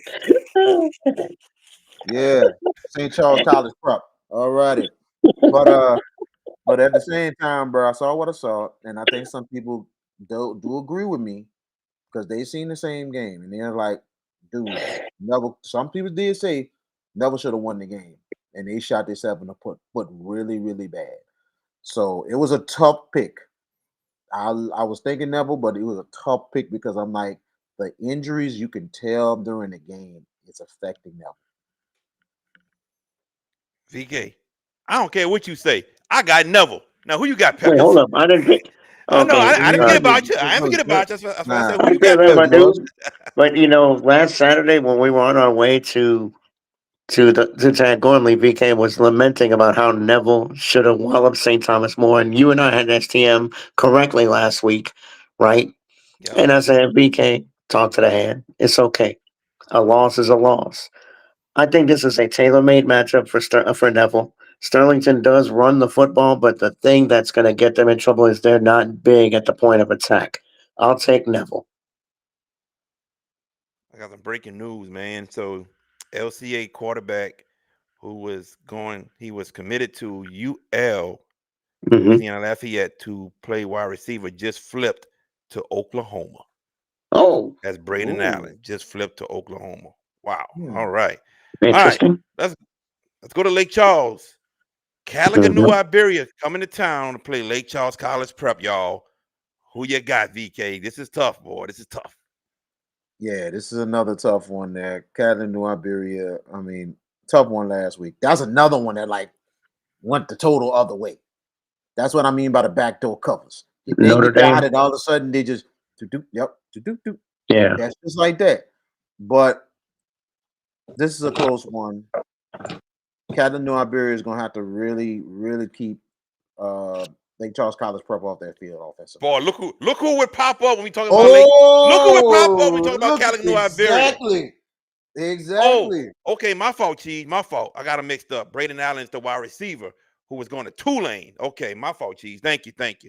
All right. But yeah, but look who pop up. It would be no other than Jeffrey Mitchell. Boy, yes, indeed. Go ahead, VK. I think this is a close ball game. You know, this is a big bounce back for Catalan New Iberia. But I think LCCP makes a huge statement of becoming a contender in Division Two.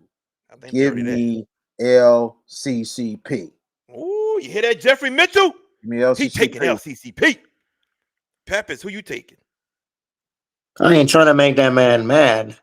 So I think, Let's get it. listen, I think this is a game that can have a lot of points scored. The operator is going to be plenty busy Friday night with this game. I think this is a game both teams can score in the mid to upper 30s, maybe 40s, potentially. They are that proficient offensively. But with that being said, Jeffrey Mitchell, this one's for you. Give me Catholic New Iberia on the road to win this game by a touchdown. Yes, indeed. To my Lake Charles family out there, how y'all doing? I know I love y'all. I love y'all so much. And he's picking the From the road Lake team. Charles College Preps to the Washington Marians to the Lagrange to Barb to Hamilton Christian. It's going all the Yeah, way. yeah, I know, man. I know. I love y'all. Give me Caliganoo, Iberia. Caliganoo, Iberia. In a close one. In a close, good ball game. I'm telling you right now. It's going to be a great challenge for both teams. Jeffrey Mitchell, yeah, Caliganoo, Iberia by 2 scores. I hear you. I hear you. I'll take the over in that game. Okay. Yeah. Oh, Wilbert Big Will Jones said, "Good pick, VP." All right, cool. Hey, that's gonna be a hell of a ball game, man. I'm gonna catch that back on YouTube Saturday. All right, another one. Notre Dame at Cecilia, VK. Can Cecilia get a win? they competed last week. I'm gonna give them that. They competed last week against the defending state champs. But Notre Dame, Louis Cook, please don't let me down. Notre Dame. Notre Dame. All right. Who you got, Peppers? Cecilia is really fallen on the wayside after last year's magical run. No Diesel Solari and none of that high octane offense. I'm going to go with Notre Dame. Easy. All right. Yeah, that's right, Jeffrey. Nothing but athletes on that team. Give me Notre Dame as well. All right, we got 3 games left. Vermilion Catholic, 1-3, y'all. 1-3. This is unfamiliar territory. We never say this about Vermilion Catholic. And look who's coming to town. Riverside. Riverside coming to town. Does VC shake off this whatever they got on VK and bounce back, or Riverside goes into town and drives back with a win? I think Riverside goes up there and gets it done. I think Riverside is going to make a statement that they are contenders in their division and also in their district. This is a good Riverside team. Vermilion Kelly, like I said yesterday, and I'm going to say it again. They lost way too much, and they got a lot of work to do. Give me Riverside. Peppers. I think if they would have taken advantage of the opportunities that they had last week, maybe they flipped that result on Erath. That's it. 3 drives inside a goal to go, and you don't get a point. Nah, you got to find a way to finish. I think they correct the mistakes, and I think they get it done. I don't see Dedrick Lasty suiting up for Riverside this week, but they do have a pretty good quarterback in Brock Bourgeois. He's pretty good. But it's a good matchup, but give me VC at home, JB. I'm going Ooh, Vermilion Catholic. I think the champs bounce up off the deck. ooh, you taking Vermilion Catholic at home, man. Hard to win there, It is.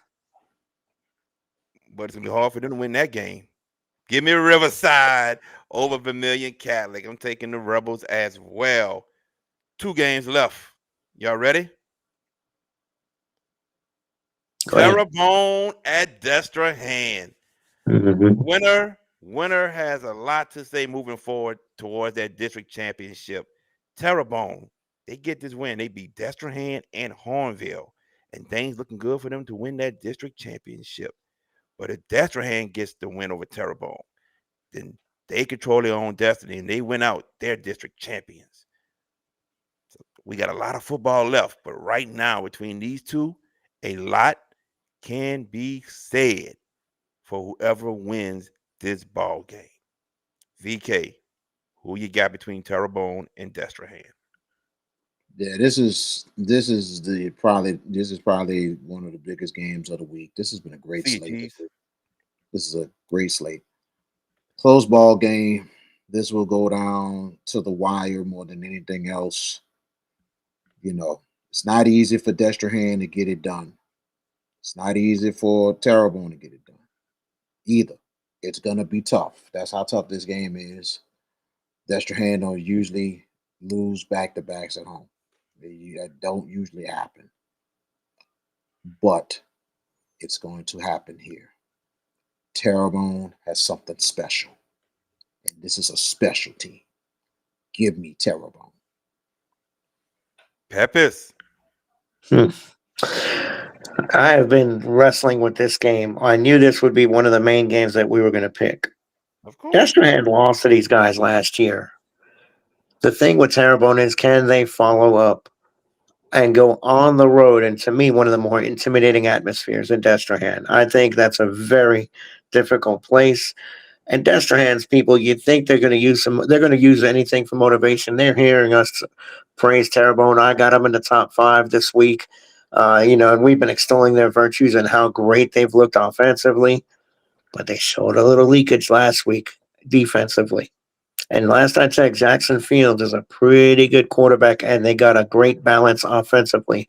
Marcus Scott's going to have his team jacked up. So will Tyler Lewis. But I'm going to go with Destrehan to win a classic. Give me Destrehan at home. Okay. We got 2 good running backs, Quincy Adams. Mm-hmm. We got Malachi Dabney, Jackson Fields. We got Alvin Celestine. You got Jabari Mack, but Jabari Mack got to get some touches. It's important for Jabari Mack to get touches. I think he is the main key in this game. You get Jabari Mack about a good 7, 8 touches, I like Destrehan chances. But then again, I just can't stop thinking about Orion Mosley, Chris Stewart, Tatum Bingham. That offensive line for Terrebonne is just mean, Wicked. mass, Wicked. wicked. Mm-hmm. And they about to bust some holes for Quincy Adams to run through. And then that ain't enough. They're gonna find ways to give Allen Celestine the ball. Sides Ruffin coming in. And then we saw Owen Oliver lighting it up with the passing game last week. I think it's done in the trenches, and I think the O-line for Terrebonne is the key to having Terrebonne win. Give me the Tigers of Terrebonne going into Destrehan, walking out with the win, controlling their own destiny towards winning the district championship. Coach Ronta, I know he like, oh, okay, JB and VK, y'all going against my squad, huh? All right, I I'm know not. it. Yeah, we know you not. All right, Mm-mm. well, give me Terrebonne. All right, ladies and gentlemen, y'all ready for this one? Some people have called this the game of the year that's happening Friday night. It's going down at Berman. They came out with rules to anybody trying to go to this game, just making people want to get to this game early. Battle You the might not bands. have a choice. You might not have a choice because they're gonna have a fire marshal at the game, and he's gonna shut it down when they reach capacity. It's on there. It's in the car hosting St. Augustine this Friday night at Morris FX Stadium, previously known as Berman Stadium, which I still call it Berman. It's going down. The St. Augustine makes history by defeating Edna Carr. When was the last time Edna Carr lost a regular season game in Berman?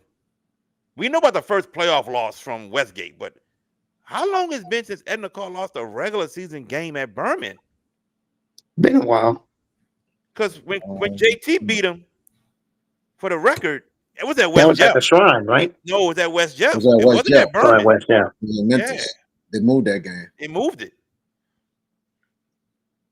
I don't know, but VK, who you got, bro? George, go first, bro. Ho, ho, ho. Please go first. I know why he's doing it because we had this conversation, and he had said he was going to wait to the very last, and we knew this would be the last game. Oh, he won't go All last. All right, right, he can go last. I'll take it first. Potentially the game of the year. All the superlatives we already know. Offensively, St. Aug averages 56 points a game. That's an insane total. Carr averages a lot of points as well. It's a great quarterback battle in Hollywood Johnson and Vashawn Coulon for St. Augustine.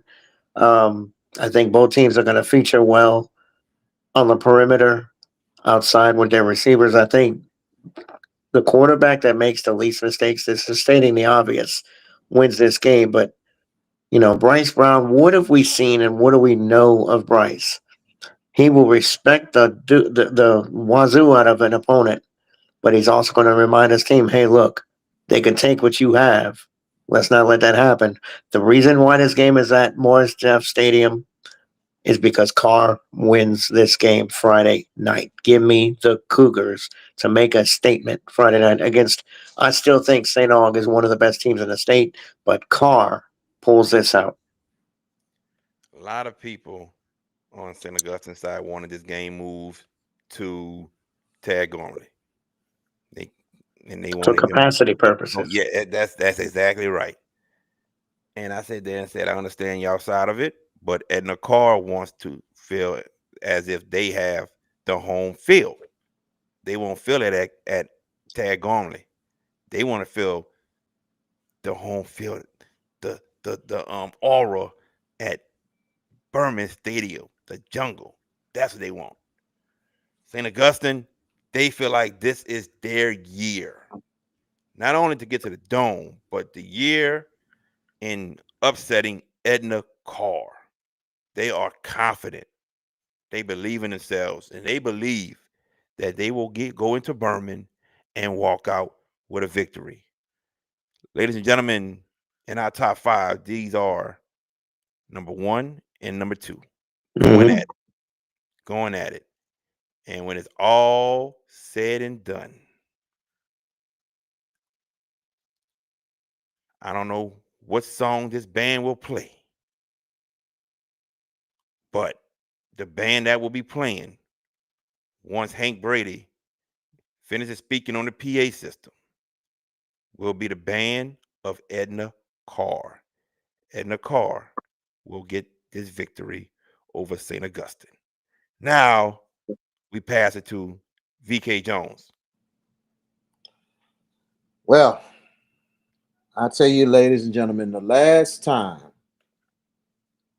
that St. Augustine has came into Berman Stadium, and can you give me which Jared, can you tell me what was Leonard Fournette senior year at St. Augustine.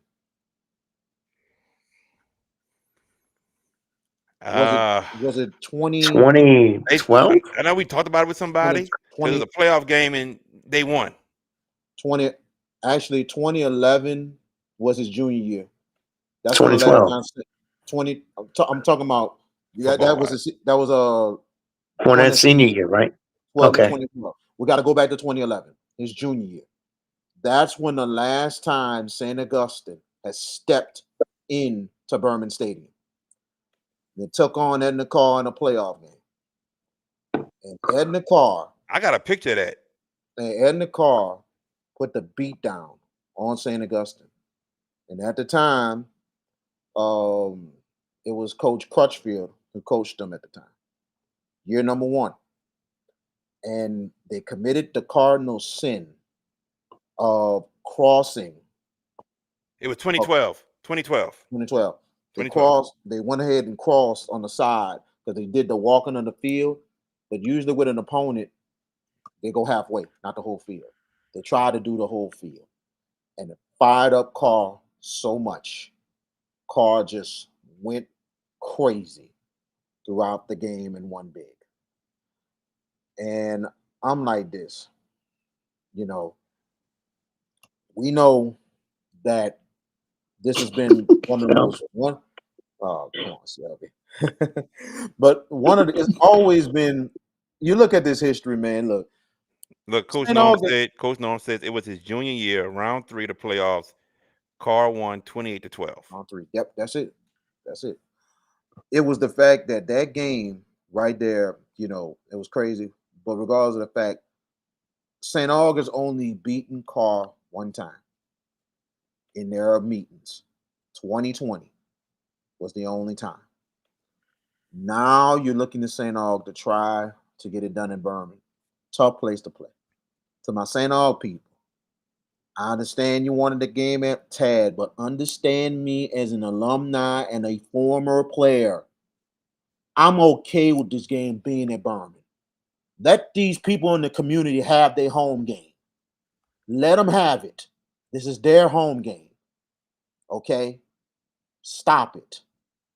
St. Aug has been in a lot of hostile environments. So it don't intimidate nobody that will go to anywhere to play. I don't care if it's Timbuktu. But regardless of the fact, this is a great game coming up on Friday. And I think this is going to be really, really close.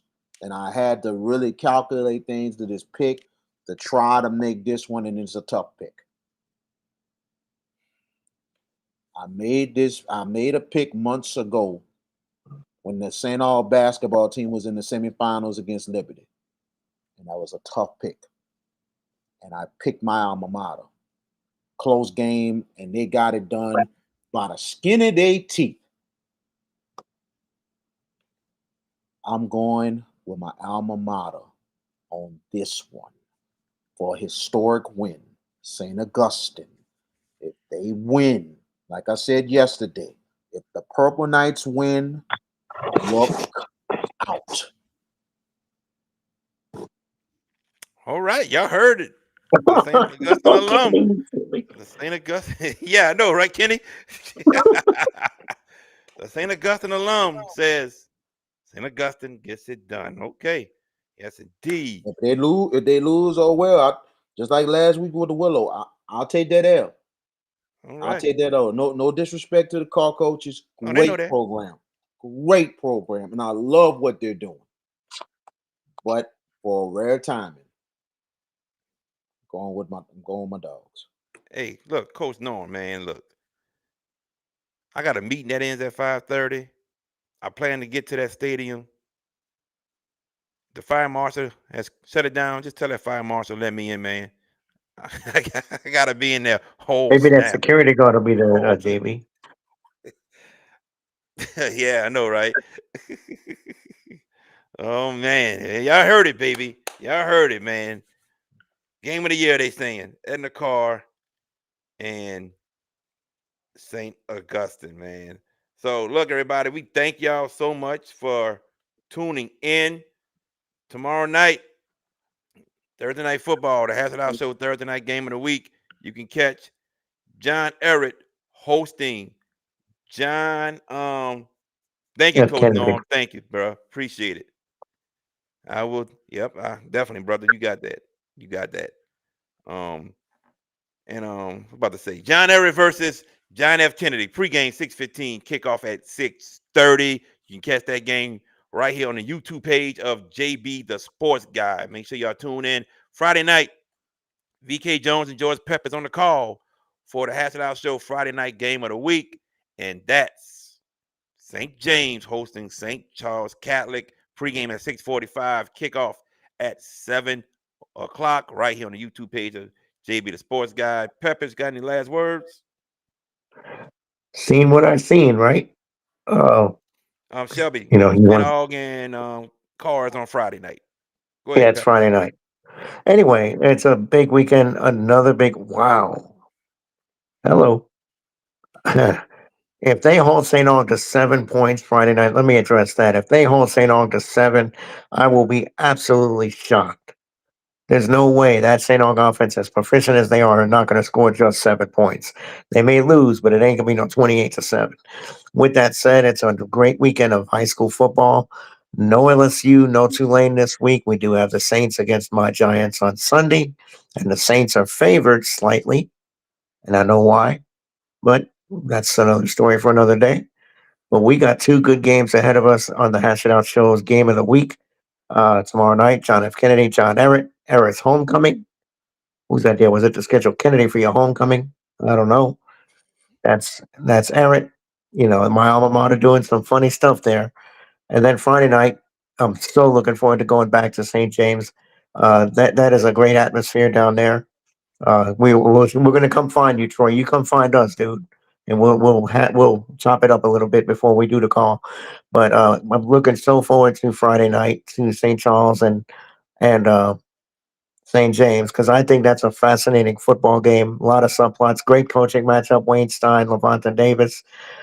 Where else but on the YouTube page of JB the Sports Guy can you catch these two games tomorrow and Friday? 6:15 pregame tomorrow, 6:30 kickoff. JP rules, as VK so aptly points out. He says that that point of emphasis, and I agree. There's nothing wrong with that. But Friday night, 6:45 pregame, 7 o'clock kickoff. I think we'll be well fed Friday, VK. It sounds like we'll be all right Friday. And when we get down to Vacherie, Troy, hint, hint, just saying. But anyway, it was great 2 shows this week, as always, and looking forward to this weekend of football, football, football. And once we finish this week, we gonna be on the second half of the season starting next week. Time flies when you're having fun, right, VK? Get him, Coach Sam. Get him. Mhm. Get him, You Coach ain't gonna get Sam. me. I'm just speaking truth. Who scheduled Kennedy for homecoming? I mean, no disrespect to other programs, but homecoming is a game you schedule you're supposed to win. But we'll Well, see. I think we're in the days. I think those days of homecoming, going against teams you're Gone. supposed to win, those days are over. No, You I disagree. need. I disagree. You I disagree? disagree. Yeah. There's some teams that still employ that practice. Yes. There are teams that still do that. Yes, sir. Mhm. I know they still do, but I think a It's lot of them slightly is. phased out, as you But say, VK. It's it's slightly starting to phased out. slide the fades out, and I disagree. sometimes it's a good thing to see that because to me, I say that because of the fact going to Southern Homecoming a couple of years ago and the opponent and all that. Yeah, you make money and everything else, but when you bring a swag team, you bring more money, another band, and you make things interesting. You don't want to go. You want to have a good time at homecoming, but then there's going to be some points it gets boring. You want something more. That's all it No. is. You No. want to have fun, but I want a game. That's how I look at it. I That's want what a you game. want. Yeah, but you Some people want a game, but some no people want to have a good time. I know homecoming, what you about to say. everybody coming I know back. exactly. You supposed to play a school, you supposed to defeat. You mean you think LSU going have Alabama or Auburn for homecoming? No, it's not how it's supposed to be. But things happen. John Everett got Kennedy, and John Everett saying, "Hey, it's our homecoming. We going out there and do what we got to do. That's just it." I And guess who's saying mean, all got for homecoming? This is crazy ooh, for them. it's a Cali league. It's It's different. literally, It's and different, man. it's unfortunate that Brother Martin falls in their homecoming this year. It's Cali League, bro. It's That's a Cali different League. story. That's how it happens. Different But story for another day, man. yeah, All right. but man, great show tonight. I mean, a lot of great games. Happy week 5. This is going to be unbelievable. I hope it comes down to the wire of these picks, but regardless of the fact, please go out there and support these teams, pack these stadiums out. It is going to be a great week of high school football, and still join us for the Hashtag Show games of the week on Thursday and Friday. Looking forward to it. I hope everybody has a great weekend, and go Badgers. Yes, indeed. What up, Coach Trey? I see you, man. We'll see you tomorrow at Horseminster Stadium. Look, everybody, thank y'all for tuning in. We truly appreciate it. Make sure y'all watch the Hash It Out Show games of the week tomorrow and Friday, and then the boot breakdown on Sunday at 6:15 with me, Jordan Taylor, and Nick Campbell. Make sure y'all tune into that as we talk about the whole state, pretty much. Capitalize on JJ picks. Oh, he's saying John Johnson's going to throw picks and call penalties, and St. Aug will win. Okay, we're going to see Friday night. Be here before you know it. So, but that's our show, ladies and gentlemen. Thank y'all for tuning in. We're back Tuesday and Wednesday. For George Peppers, for VK Jones, I'm JB the Sports Guy. Y'all take care.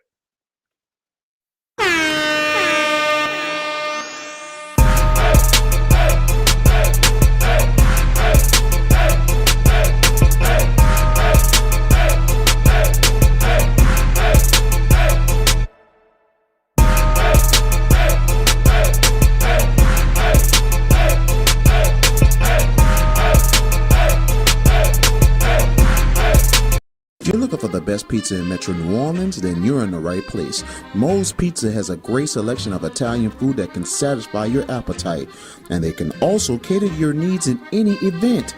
Give them a call at 504-341-9650 or log on to www.moespizzanola.com, located at 1112 Avenue H in West Wego, Louisiana.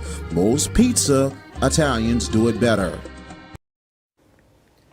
Hey, parents and coaches, want your young athlete to go far on and off the field? Kumon of Gretna is the place for you.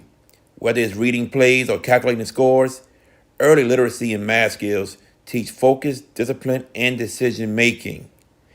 Give your student athlete the edge. Start early, start smart at Kumon of Gretna. Bucks No Whiz was the place to go as a kid growing up to get snowballs. As an adult now, it is still the place to go. When you want some of the best snowballs and some of the best customer service, Bucks No Whiz is the place. Now, excuse me, let me get back to my half grape, half pink lemonade snowball. Bucks No Whiz, located at 1508 Barataria Boulevard in Marrero, Louisiana. I'm Shayla Foreman, and you watching the Hash It Out Show. Thank you for watching the Hash It Out Show. Please like, subscribe, and comment.